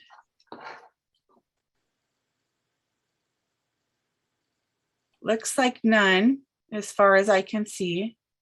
And so that means the rest of you folks are potentially all environmental staff workers. Could you just raise your hand if you're an environmental staff? Awesome. I see your hands and claps. All right. Yeah, clap for yourselves. It's always important. Awesome. Okay. Randy? Yes. Sorry, really quickly, I'm just in the chat, and someone stated that, like ETEPS, it seems like consultation should be part of tribes consortium work plans, have different levels for beginners, immediate, and guardian level. Food for thought, or dedicate funds to tribes for one person or tribe and tribal council member to focus solely on consultation. Yeah, that's a great comment. I love it. See, and we hope that we get these kind of comments and ideas coming up in these town hall meetings, because as a member, as a committee, we only have, I believe, 22 people who are representing all of those 271 tribes. And this type of idea that was just brought up forward is something that fits perfectly within the scope of what we can allocate our time and energy to. So thank you for that. I'll try to copy it and paste it so we don't lose that idea. So just a parting thought on these town hall meetings, as many of you are environmental staff, what I'd like for you to do is just kind of touch base with your tribal leaders, whoever is the most appropriate person for you. Just let them know that this is going to be something that the RTOC is going to be implementing, and that they will be receiving an invitation soon to set a date for that. So for instance, I just want to give a quick recap. So say Ray's constituency, he actually represents Northwest Alaska, and he would have his town hall with Northwest Alaska. Miranda would have her town hall with Southeast Alaska, because that's her constituency. So we would like to make these small and as intimate as possible. Are there any questions about those? Okay. Pretty self-explanatory, and I probably belabored it too much. I just wanted to announce too that we do have elections coming up for some open positions in Alaska. Our elections happen once a year, and they're held by EPA. They send out the nominations and the election ballots. Excuse me. The seats that are up for election this year, serving 3-year terms beginning January 1st, are Alaska RTOC seat 3, which represent, as you see, interior and Alaska and along the Yukon, and the National Tribal Caucus seat 2, which is representing Upper Nishigauk, Lake Iliamna, and Bristol Bay.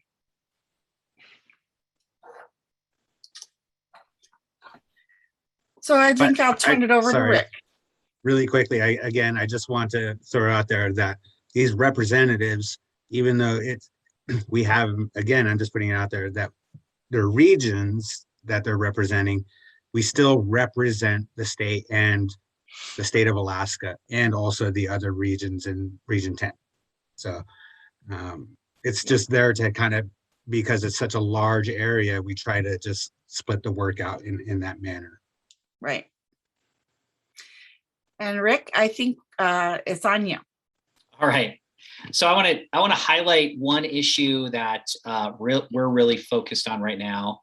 I'll use Randy's trick here. Raise your hand or clap or give some sort of reaction if your program or tribe receives GAP grants from EPA.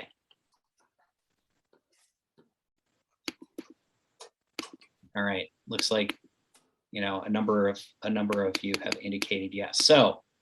So one thing that we are keeping an eye on, and we'll be commenting on, and actually coordinating with some of the other regional RTOC programs, is a proposal to look at the allocation for distribution of GAP funds.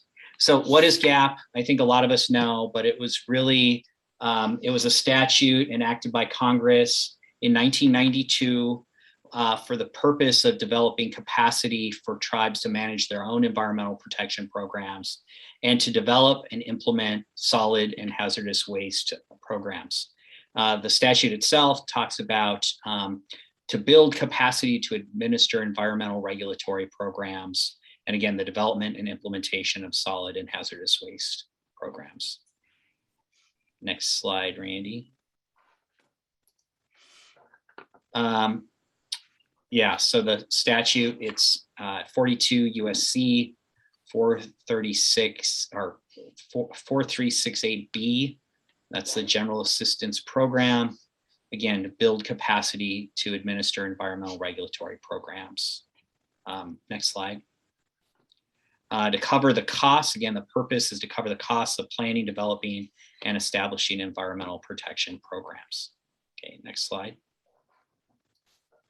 So as I mentioned, EPA currently is reviewing its allocation program for GAP funds and how it's distributed. Next slide. So I'm going to talk a little bit about it, but Lisa Barrio at EPA, their senior advisor, is the EPA point of contact. At least for the initial phase, the request for consultation and comments must be received by November 17th.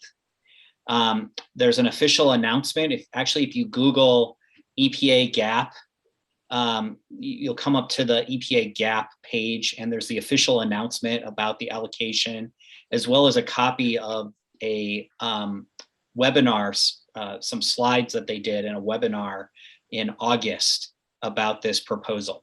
And just a little bit more on the time frame. The initial round for requests for consultation and comments closes November 17th. And I'll tell you in a second what they're looking for consultation on. Then it will be opened up in December through February for additional consultation on the actual proposal. So EPA is going to take about a month from the time consultation closes this first time to draft something and get it out for consultation, in a draft form, and a final allocation proposal in March, which would be effective in October of next year. So pretty aggressive time frame. Closes November, the draft will be out in December through, for consultation through February, and then a month later it will be done. So a pretty aggressive time frame for review. Okay. And mind you, all this during COVID. All this during COVID.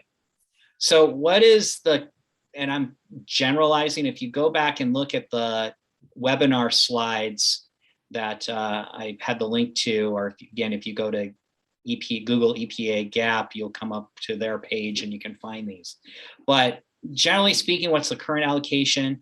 EPA, the American Indian Environmental Office, receives an appropriation from Congress. They set aside a certain amount for national and tribal or regional programs.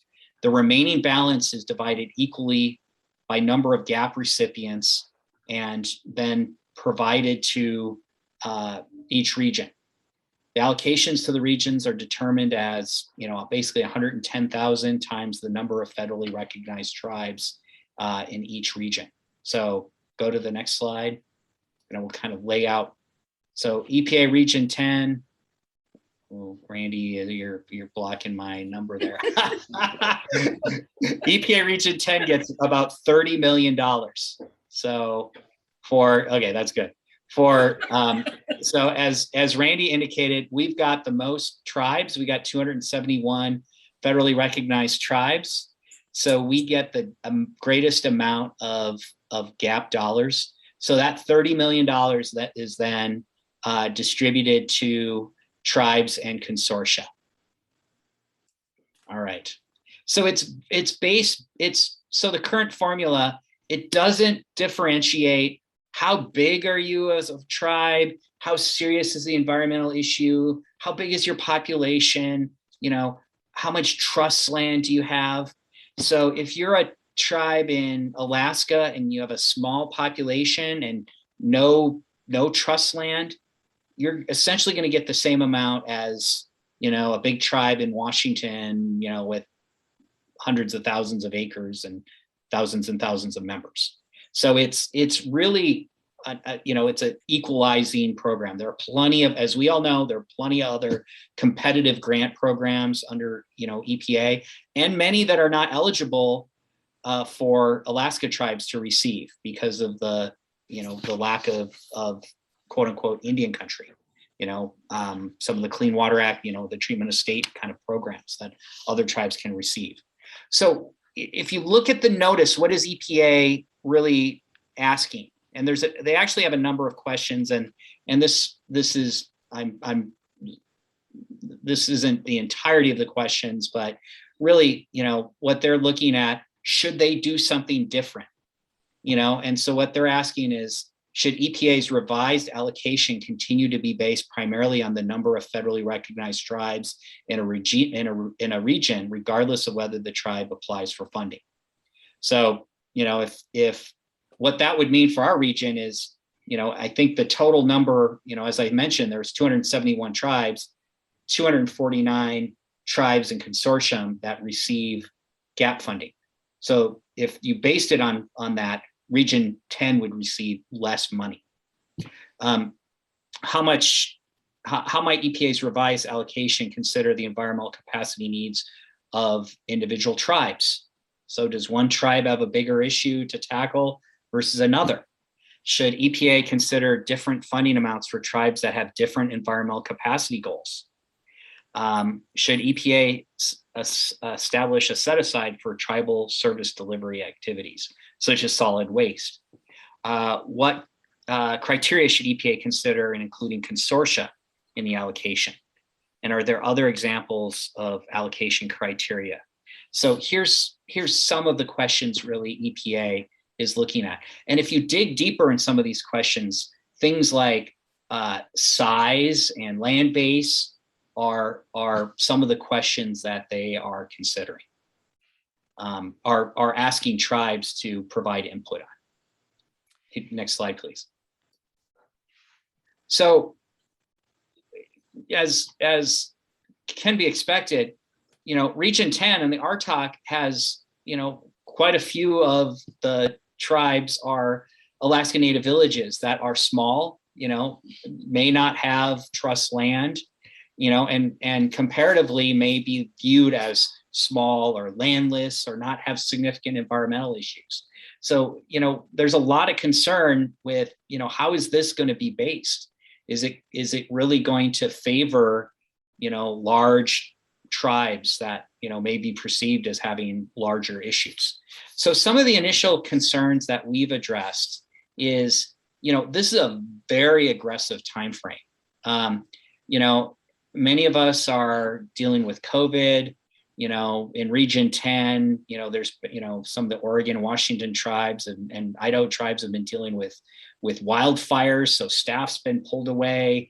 There's been a lot of other issues that have impacted a tribe's ability to really take the time to look at this. So we think this time frame needs to be slowed down. We don't understand what the rush is. Second, there's been webinars, and it's interesting, they kind of divided them up by region. we want to be clear that consultation has to occur on a government-to-government basis, and webinars, these regional webinars are not a substitute for consultation. They can be viewed as information sharing, but that's it. So what are some of the other concerns we have? The gap allocation should be done in a way that provides secured funding on an annual basis and not a competitive process. Tribes should be able to count on getting X number of dollars. I think, many of you who receive gap funds, you can kind of bank you're going to get, that same amount every year. It really hasn't changed much. That makes it easy for you to hire staff. That makes it easier for you to do some long-term planning. If all of a sudden, there's going to be criteria in place, that's going to be based on, how big is your issue that you're tackling? It's going to be competitive. It's going to make it a lot more difficult for tribes to plan, in the short or longer term or even moderate term. There needs to be an allocation that's fair and reasonable to tribes, and frankly, every tribe we've talked with, including in other regions, Region 9 and Region 6, has said, it's not broke. What is there to fix? There are plenty of other EPA programs that can address some of the other issues. GAP is something we can count on. Everybody wants more money, but that's an issue for Congress. That's not something EPA can really fix. And frankly, our Congress is going to increase, has increased the amount of GAP funding. So, we could all see more GAP funds, on the ground to tribes. Go ahead. Sorry, I just want to add to that. With the Biden administration right now, much of the work that they're doing is to really enhance and propel tribal relations across the nation. And we're seeing other agencies take this stance, Department of Interior, the USDA as well.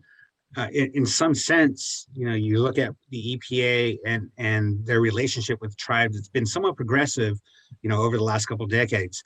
Yes. These are kinds of steps backwards in what actually the Biden administration wants. And so that's something that we also need to ensure that we're making that point across when we're asking for the consultation or whenever we talk to our congressional leaders as well. Absolutely. So bottom line, and this gets to what you just said, Ray, our view is any new gap allocation cannot harm tribes. There should be no harm. So in other words, no decreases. If anything, if there's, specific dollars that are coming from Congress, increases, that, at best, let's look at, an allocation that looks at special programs with increases. But, tribes should not be, as all of you can attest, there has not been any significant increase in gap funding for quite a long time, and as cost of living increases and other cost increases, without an increase in the amount, it gets more and more difficult to implement and do the planning that's called for, with the gap dollars. So no increases, or decreases in the gapped amount. Lastly, one of the points, and again, that's something we've talked with other regions about, these whatever allocation is developed should not pit tribes against each other. It shouldn't be little tribes versus big tribes, Alaska Native villages against lower 48, one region against another, or whose environmental issue is more important. Again, this gets to the point of do no harm. And why are we reviewing this? It's not a broken process. So, these concerns, we have these in a document, and we'll be finalizing these and, submitting them as Region 10, and potentially, in coordination with some of the other regions. We're happy to provide these bullets to any tribe that wants to put together comments, and that fits in with my next slide. So what can you do if you are concerned about this? request consultation. You have till November 17th to do so. It's my understanding in talking with EPA, only a handful of tribes have requested consultation on the gap allocation. I think it's important for EPA to understand how those funds are used, how a decrease in those funds would impact the tribe, and ask for assurance that there's not going to be harm caused by this exercise.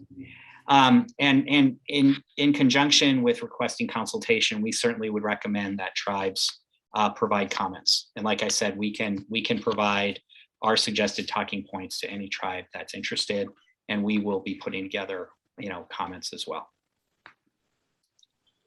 Rick? Yeah. I just want to put out there as well too, you mentioned again that RTOC can be able to provide talking points. And I just wanted to put out there to the tribes, and several of you guys have asked me when we're going to have a letter template somewhat situated soon. And I just want to put out there again, we'll be meeting on the 27th with some of the other regions, right on the 27th. And then hopefully we have kind of essentially a unified talking point that we'll be able to get a letter out within, I don't know, a week or so.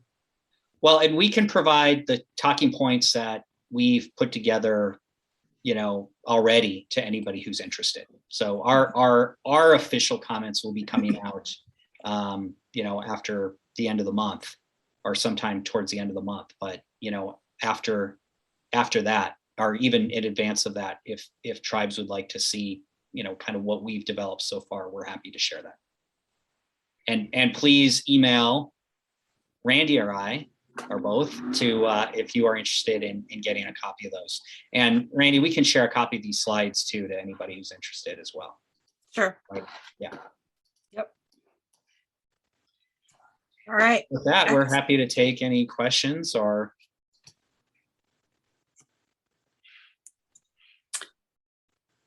And as people are thinking of questions, I'd like to just announce, most of you have probably heard that we did have to postpone our Tribal Leaders Summit. That was supposed to happen at the end of this month, actually next week. We had concerns over the Delta variant with the COVID, and some of our tribal folks down in Eastern Washington who were coming in to do tribal presentations and cultural presentations. We also have members of our staff, including myself, who have children under 12 who are not vaccinated. And so we had concerns on protecting our staff and our families as well. So we are postponing till March. And so mark your calendars for March 2022. We hope to have an opportunity to travel by then. We are planning to still go down to Spokane, Washington and highlight Eastern Washington. As you may or may not know if you're new, the Tribal Leader Summit happens annually, and every year we rotate between states, Alaska, Idaho, Oregon, and Washington. This is Washington's turn. And so we are highlighting Eastern Washington tribes with this one. And we hope that you will have a chance to register for that. I know that we kept the costs very low. The registration, I think, is $65 for professionals and $35 for students or elders. And so it's very affordable. I did put the link in our chat there. And as we come up with our revised agenda, we had a full agenda planned, but we're going to do a little bit of revising before we release that. Will be announced on that r10tells.com website. And then we'll also repost the registration for that. If you've already registered, it will be carried over, no problems, no questions asked. If you'd like a refund, you just email me and I'll get that processed for you. Just to add to that too, Randy, one of the reasons we decided to postpone it for an in-person event is because I know many of you have Zoom fatigue. We know it's a real thing. And I'll put out there again, thank you for being part of the Southeast Environmental Conference on a Zoom effort. But yeah, we figured it's just a better opportunity to really wait until an in-person event can happen. And so that was one of the decisions we decided not to do the Zoom part either. Yeah. And just to clarify too, in March, we will be doing 100% virtual option. I don't think we're going to be able to open it up for in-person attendees to attend. However, our staff and our members and our presenters are going to be invited to come in person. Oh, my apologies. Sorry for that. So you'll still get Zoom fatigue. You'll still get Zoom fatigue. We're gonna do it in a way. We're gonna battle that. We are actually, and if you've attended before, you may have noticed that, oh, wrong way, that we have, oh my goodness, issues today. We have amazing cultural presentations in between. So last year we had Eskimo Indian Olympics demonstrations, we had cooking demonstrations, we had beading demonstrations. So we do really try to tie in our cultural aspects to this conference to make it a little bit more exciting and less of a information dump on you. So I hope that you can come. And that's it. Questions, comments? Thanks, everybody, and don't hesitate to reach out if you'd like a copy of the slides or talking points, or if your tribe is facing an environmental issue that you think our talk needs to know about and might be able to assist with. I also want to throw out there, thanks to Rick and Randy as well. You know, the work that you guys have been doing has been essential to key pieces of keeping environmental programs in Alaska up to date on what's happening. Without you guys, you know, it would make it just that much harder for us. And also to acknowledge too that the RTOC is expanding as well. We're moving in. We've created a consortium. We've moved into 501c3 status, and we'll be looking for other opportunities to ensure that we can help build out the capacity for tribes in the near future.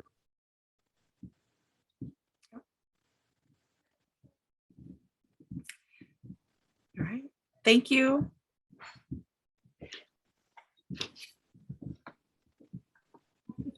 You guys, one last opportunity again, comments, questions?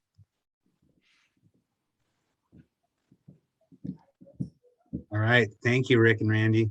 Appreciate it, you guys. Thanks.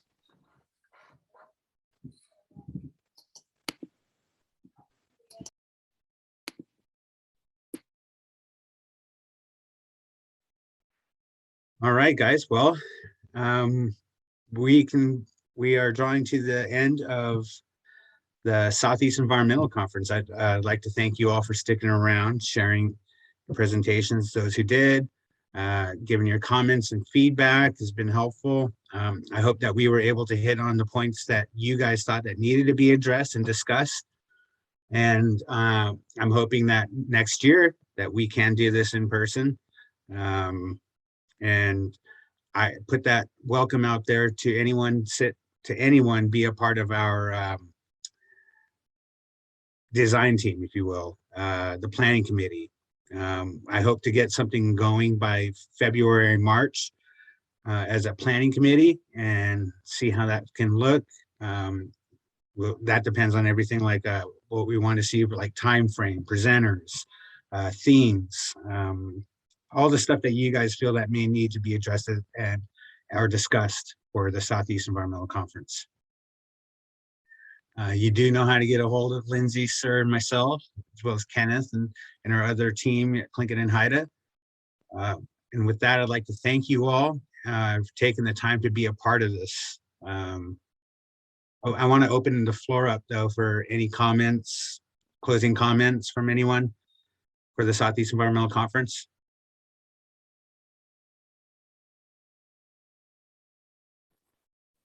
I just want to say thank you all for joining. We had an average of 50 people joining us throughout the day, each day this week. So that's pretty great. Thank you for everyone's hard work. And it's always great to see everybody and, you know, everything that was put together.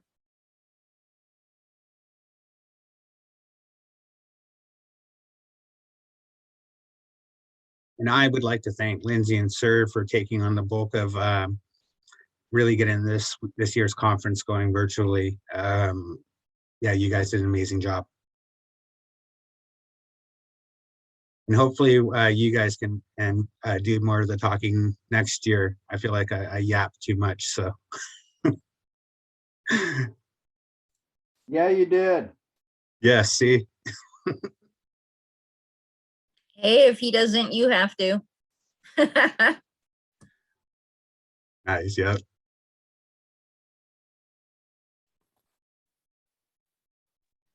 Wow, Gunalchéesh. Gunalchéesh, Háw'aa. Thank you, guys. Good conference, you guys. Great work. Thank you. Thank you, Carol. Thank you all. Thanks very much. Good stuff. Thanks Thank for you, Mike. everything. Ron, appreciate you guys. Yeah. Hey, great work, Central Council, Ray, Sir. Gosh, Lindsay, you guys just did a great job and so much good information. I'll be looking forward to getting some of the slides and probably reaching out to you to ask some of your presenters to do internal presentations to EPA staff. It was just really, really good. You've got a lot to be proud of. Thank you, Michelle. I also like to thank Gina and the state of Alaska for being a part of the conference as well. It's good to see you guys again. Thanks. This is Gina. I'm glad to be here. Thanks for allowing us to attend. For sure. And for those wanting presentations and whatnot, we will be sending out a Dropbox link to those that have registered. So if you haven't registered, make sure you get that in so you can get the Dropbox link.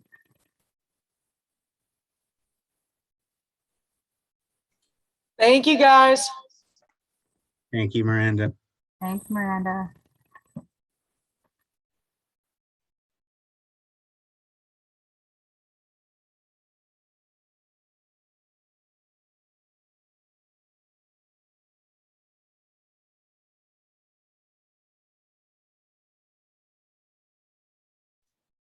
Good show, everyone. Man, I'm starving. I just ordered Bullwinkles. Nice. Yeah, I'm starving too. Good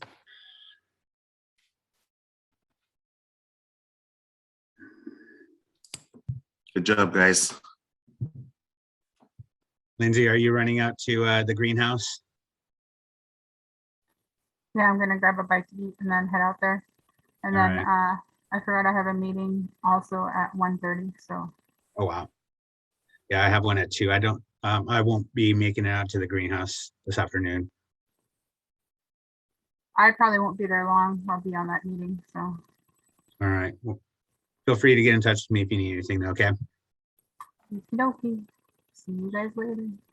Thank you. Thank you for everything.